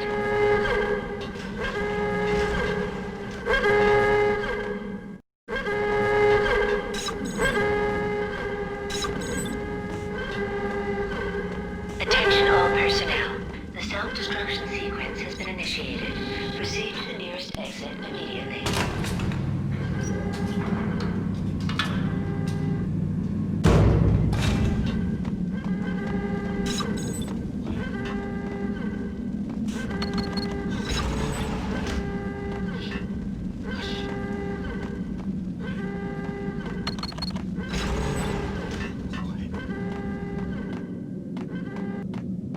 Hey, in here! Hey, get me out of here! I'm innocent! Thanks. I thought I was gonna die in there for sure. I need you to get me through the decontamination chamber airlock. You're crazy! No way! The place is blowing up, for Christ's sakes! Either that or back to the cell. Your choice. Okay, I'll do it. I'll do it.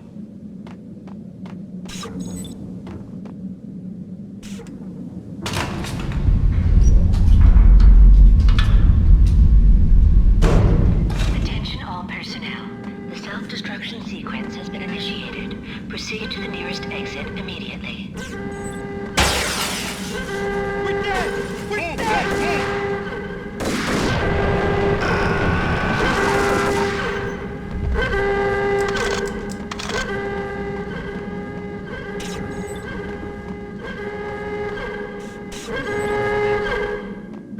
Get in! Once you forget about this, bad.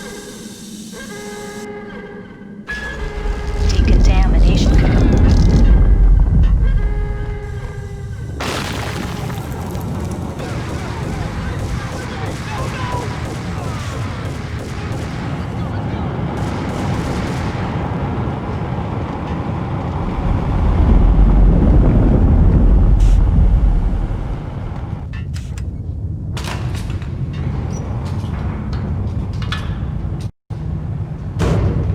I was caught in the middle of the deadly web that was the Valkyr case.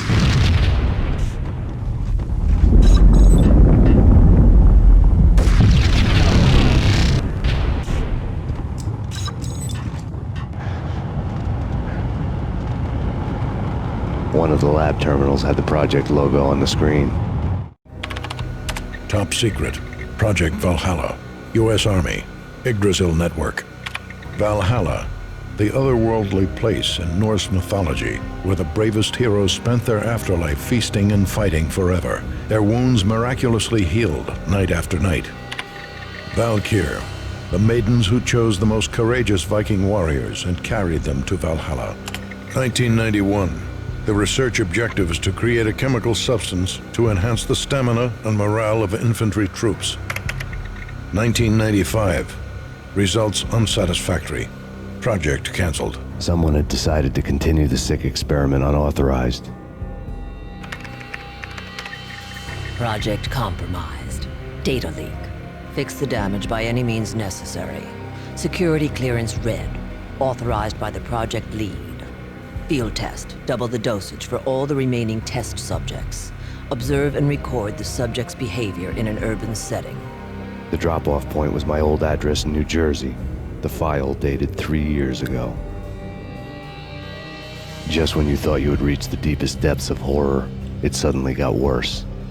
How to turn off that small voice inside your head that started to whisper that you should be glad that now, if not before, your revenge was justifiable on any conceivable moral scale.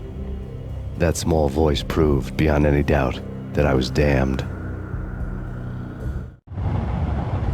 The dagger-heeled woman had come and gone a long time ago. There was nothing more for me here. The bunker's name was acting as a self-fulfilling prophecy.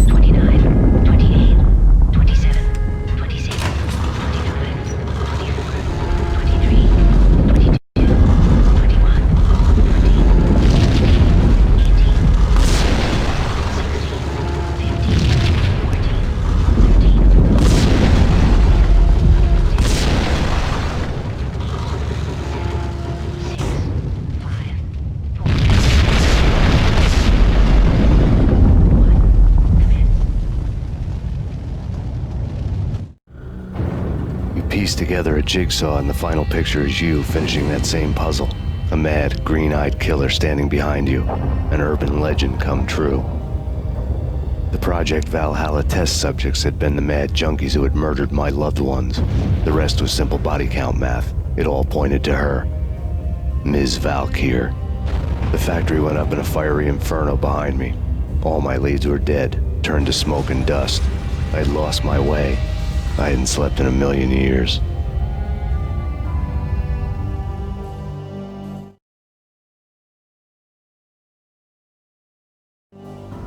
I felt thin as death.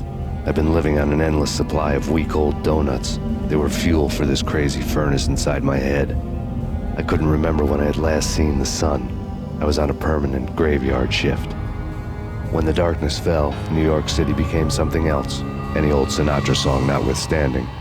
Bad things happened in the night, on the streets of that other city, Noir York City. I was in an all-night diner, downing cup after cup of coffee that tasted like engine oil, when a new message from BB got me back on the killer track. What the hell happened at Roscoe Street? Maxie, I'm going out on a limb here. We need to talk this through, come up with a plan. 2:30 a.m., the Choir Communications Garage.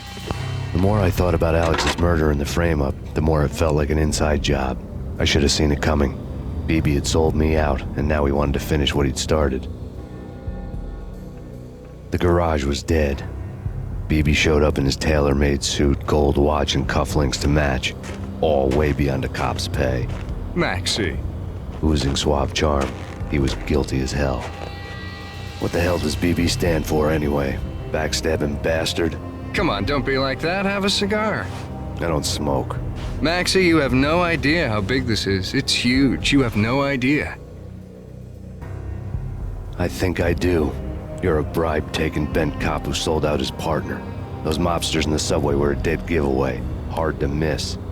Bet it was exactly like this with Alex. Up close and personal.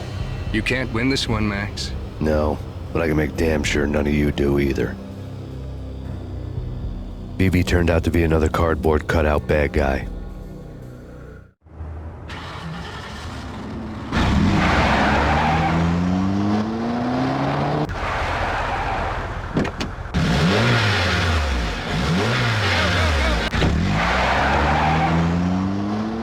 A bad cop on the take. A cowardly right-hand man fleeing from the scene, leaving his paid thugs to do his dirty work.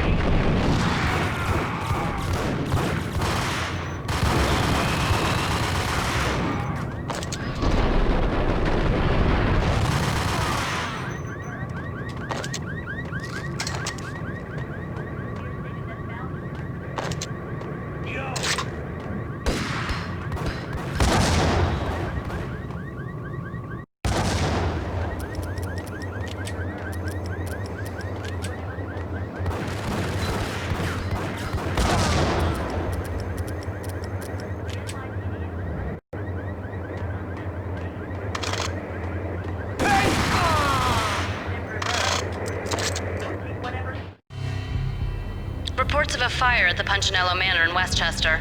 The manor is the home of Angelo Punchinello, the alleged head of the Punchinello crime family. The police are now saying, contrary to their earlier statements, that Max Payne is still alive and at large. He continues his vendetta against the Mafia, of which this last act of arson is attributed to. I had no recollection of setting any fires, but I did remember the flames.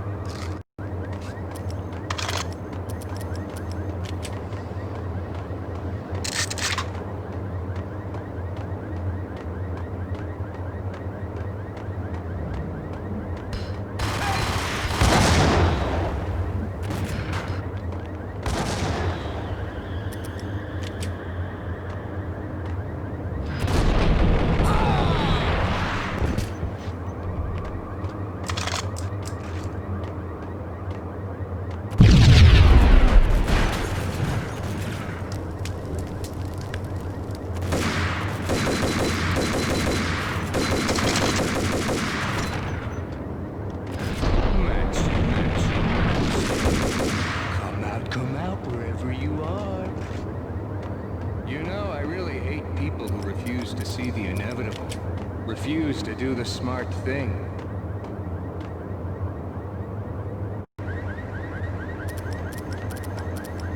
No, I must do the right thing.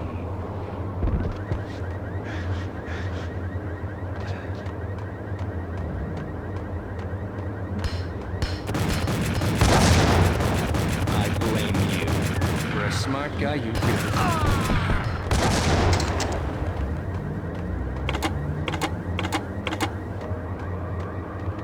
The payphone started to ring. Yeah. Max Payne? Whatever does it for you. This is Alfred Woden. I can give you the name of your enemy.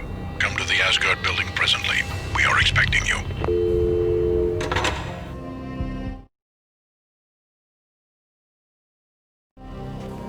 Woden was waiting for me on the steps of the old building. Mr. Payne, let's go inside. The others are anxious to begin. The others? Despite the general misconception, this building actually predates the City Hall by 2 years, thus being the oldest municipal building still in use here at the foot of the Brooklyn Bridge. No kidding. The old man played tour guide as he led me through a dark, domed hall. The answers I was after loomed large ahead. Mr. Payne, I would like to introduce you to my colleagues in what we call the Inner Circle. You've been watching too much X-Files. You have seen the files on Project Valhalla. We can fill the gaps, provide you with the information missing from those files.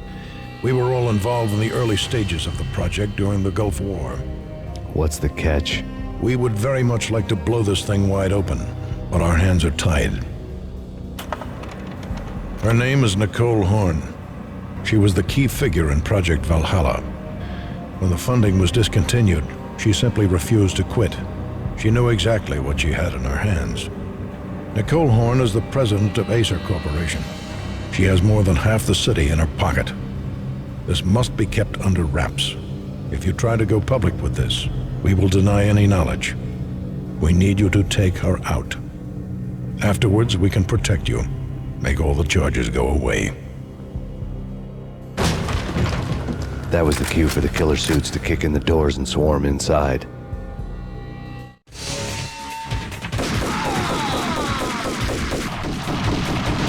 It was an impressive floor show, but I decided to leave early anyway. It was only a one-story fall. Lucky me.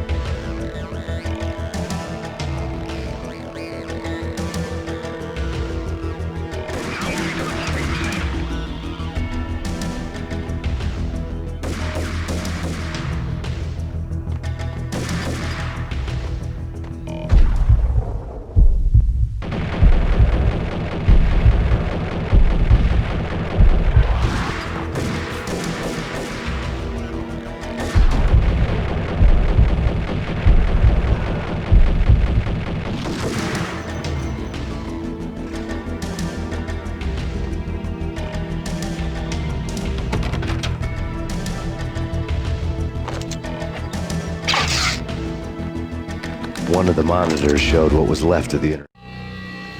On screen, the so-called corpse of Alfred Woden stood up, miraculously waking from his dirt nap, looking smug among his dead pals. In the land of the blind, the one-eyed man is king. I didn't know how he'd pulled it off, but it was a pretty slick way to get out of all his promises. Most of what he had said fit too well to be a load of crap. Circle.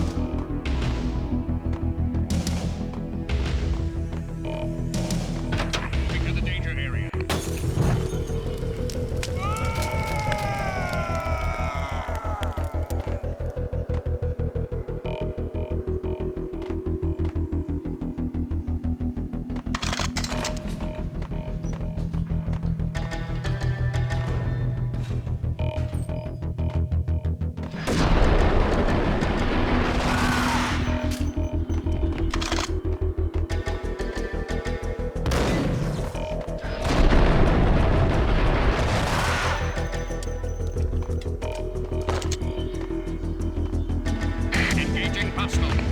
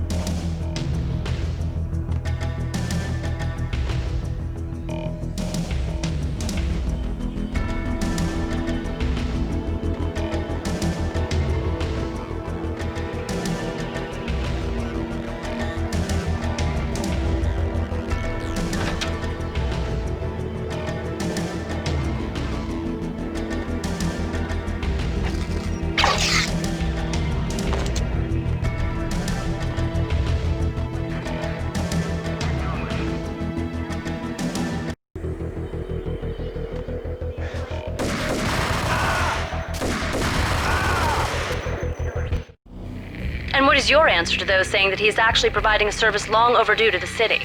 This crusade nonsense has gone too far. He's out of control. It must stop. He will be stopped. That was Deputy Chief Jim Rivera from the New York City Police Department.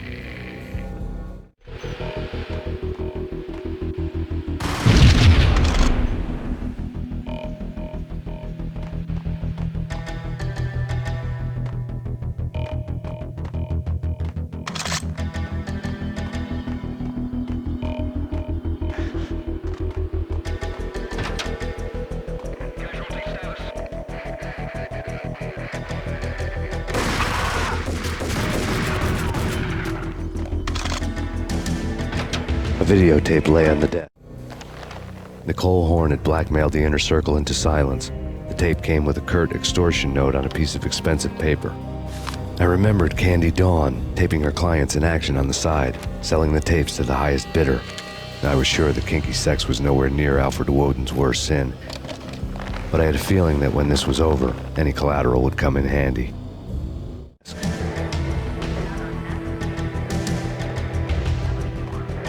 Woden had left me a present.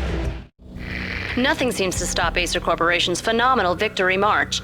Incredibly, the stocks are still rocketing. Worried experts already see a danger in the company's success. Some have gone as far as to say that Acer Corporation is about to become an even bigger monopoly than Microsoft ever was.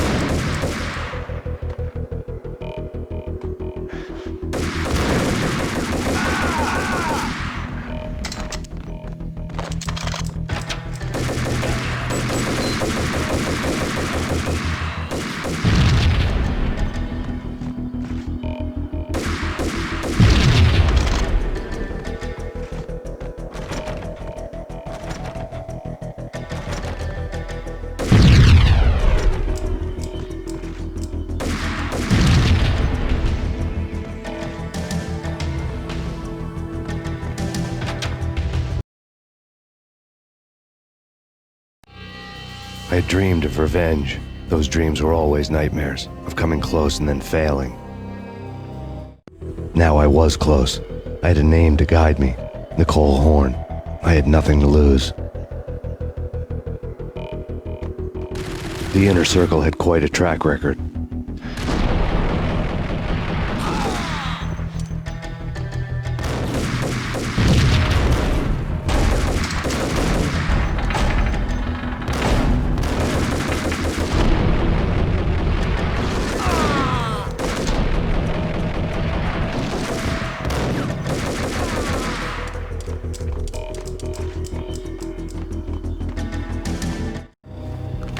Project Valhalla had not been the only thing the Inner Circle had been involved in.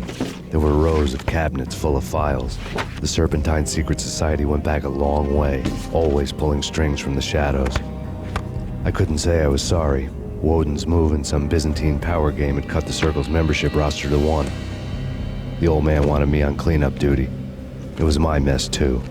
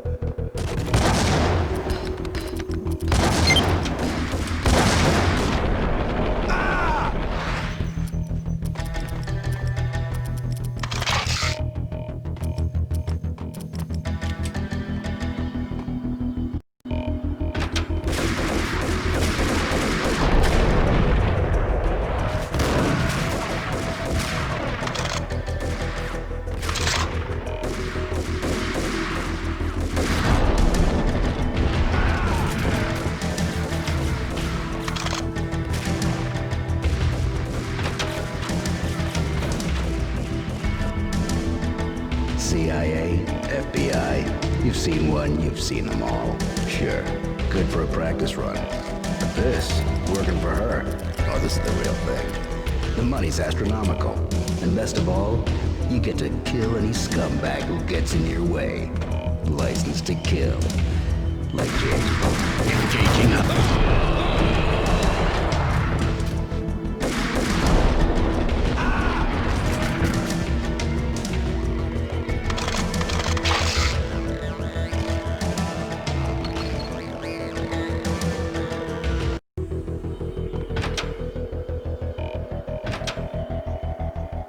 Take him down. Shoot to kill. Let's finish this.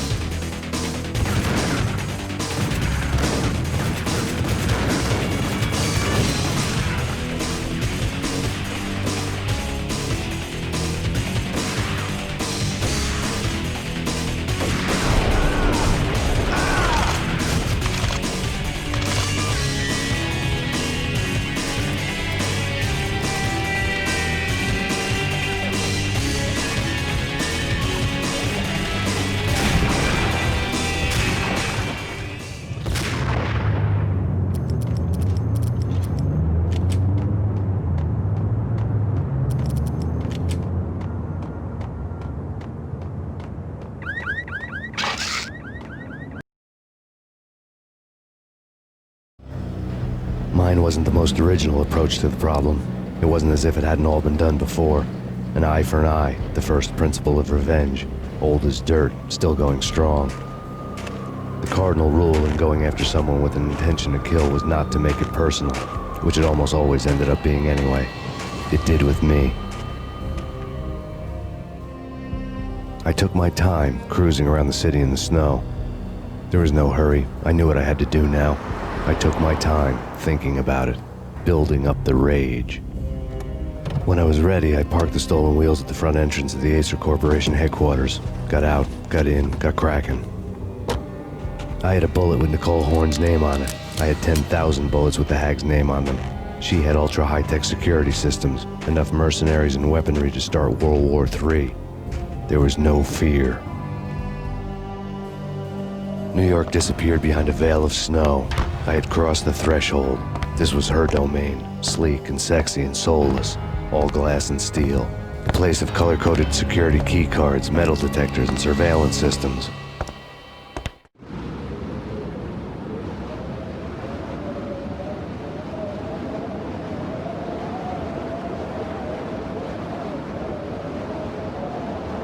Colder than a walk-in fridge. Cold as a gun.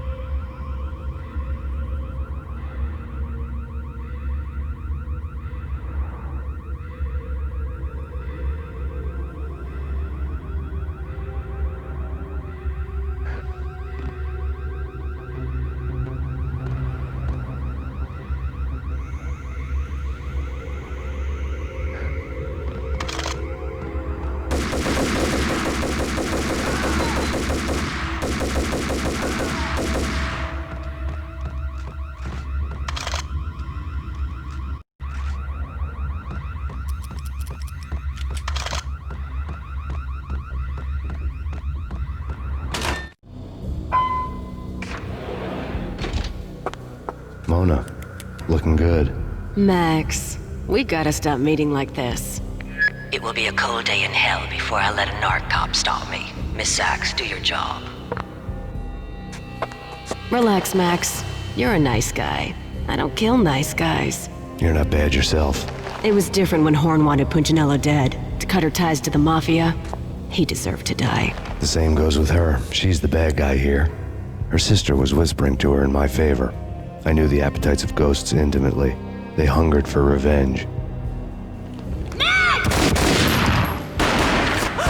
No! A gunshot boomed and she fell down in slow motion.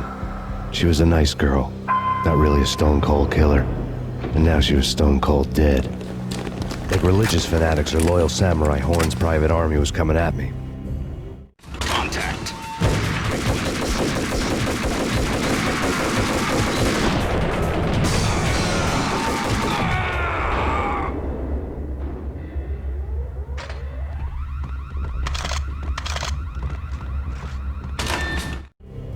When the elevator came back down, Mona was gone. There was a lot of blood, but no body. Something clicked for the final time. My mind had never been so clear, as if somewhere high above the storm clouds were already gone, cold stars blazing from the black skies.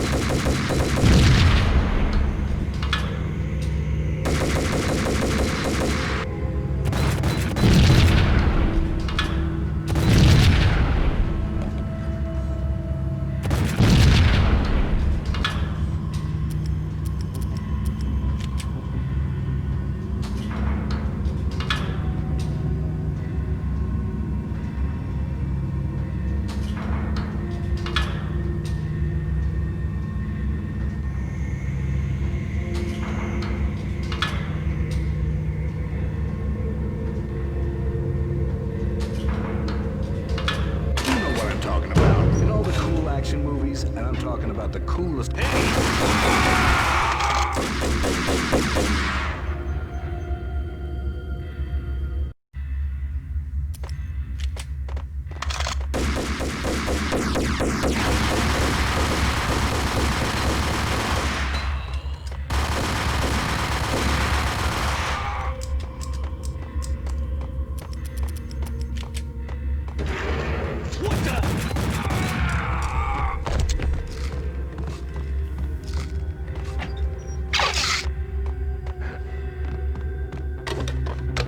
I had elevator access to the mainframe. From there, I'd be able to override the security locks and get to her office.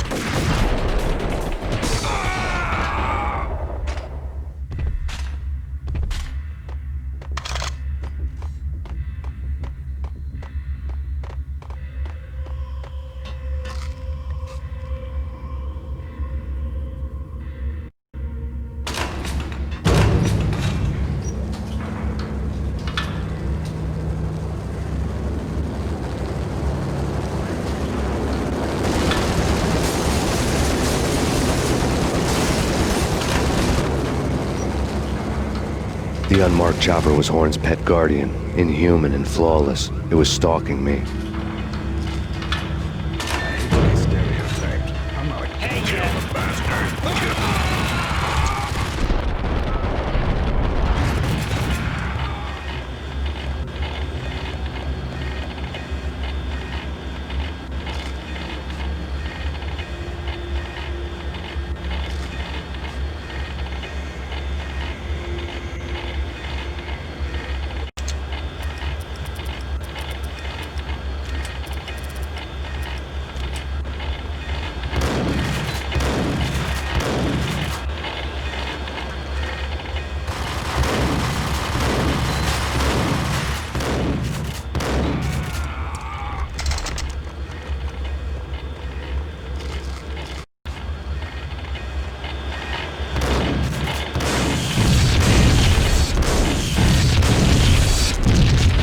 All Horn's locks were now offline. All bets were off. The elevator would take me all the way up.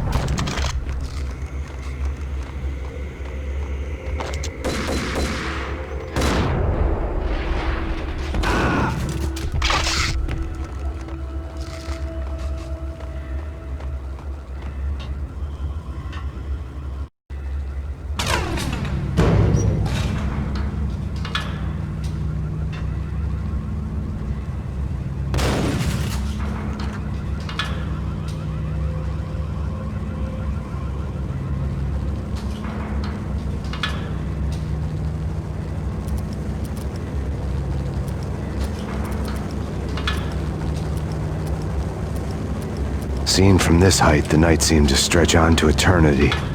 A hint of desperation had crept into the snowstorm, as if it was trying to get it all out before the end.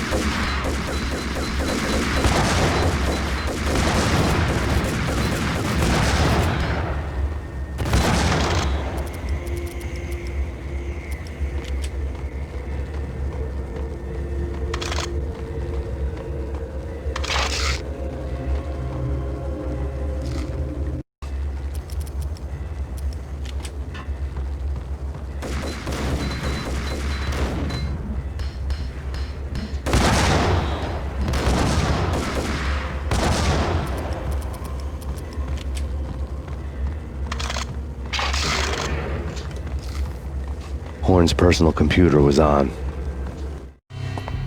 Next to the printer was a neat stack of expensive paper. Hacking through Horn's computer would have unearthed files of criminal plans, strategies for world domination, spy helicopter reports, illegal wiretap recordings, internet porno, all of the above. Take your pick. I really didn't care anymore. I had seen too much of it already.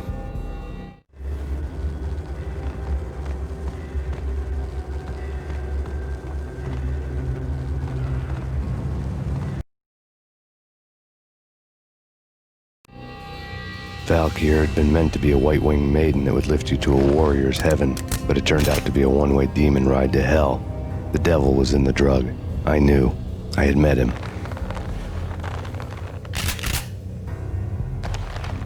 And now I was gonna kill her, the queen of the underworld who had tried to lift herself a bit closer to heaven with her drug money. No begging, no bribes. She knew better. Honor among killers. We who were about to die. Both of us knew how this would end, in pain and suffering. All this because your wife stuck her nose into things that were none of her business. The cops were coming to take me away. The sirens were like a bad conscience I couldn't shake. It's ridiculous you've made it this far. You won't be alive when they get here. Stop him!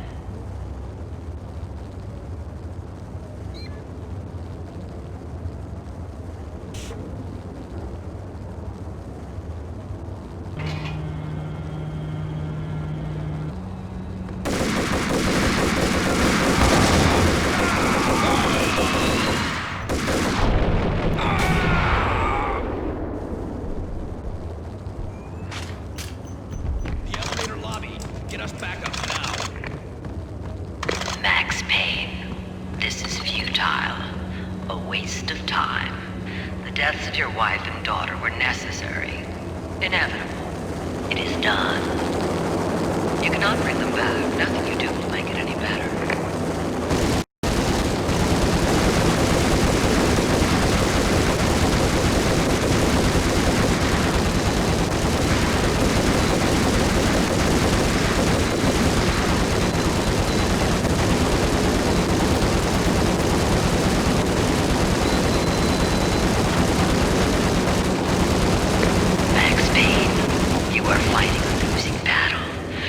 Survive this. You will die. Stop.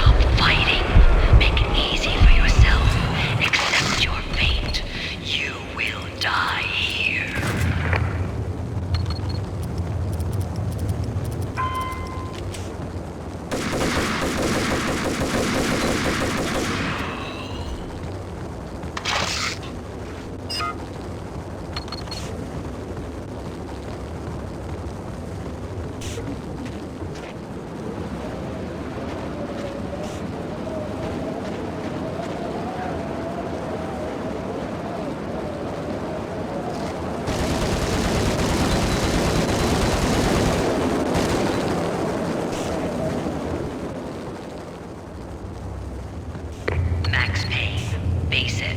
You are up against an unbeatable force. You have already lost. You have lost. Only death will set you free from your pain. Accept it. Surrender. Give up.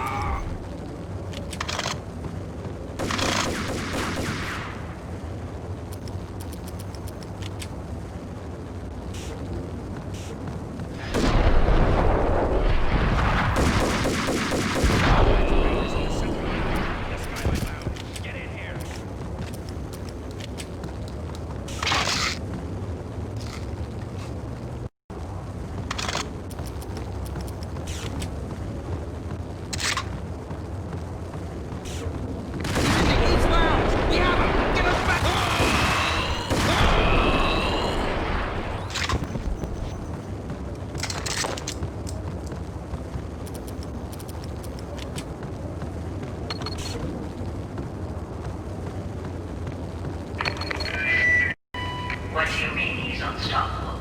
You are superior to him in every way that's possible. You are better trained, better equipped. You outnumber him at least 20 to 1. Poor job.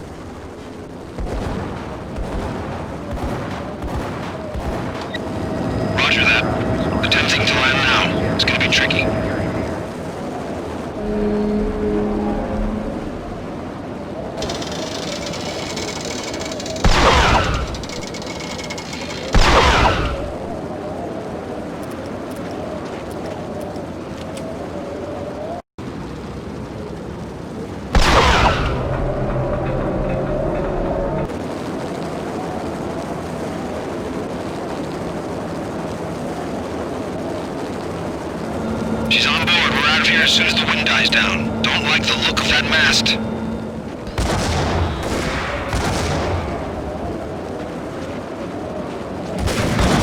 Lift off in 1 minute.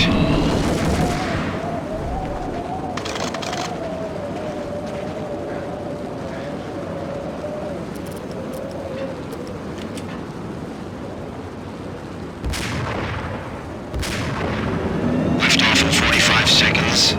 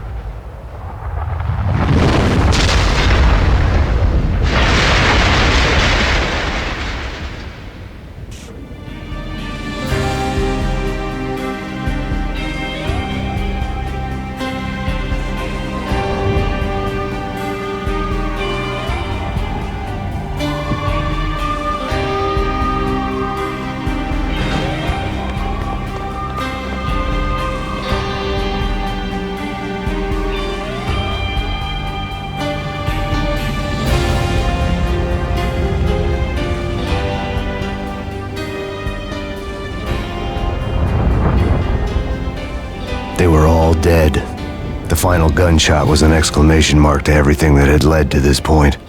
I released my finger from the trigger. And then it was all over. The storm seemed to lose its frenzy. The ragged clouds gave way to the stars above.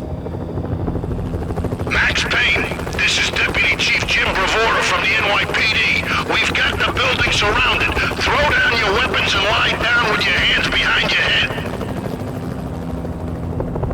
A bit closer to heaven.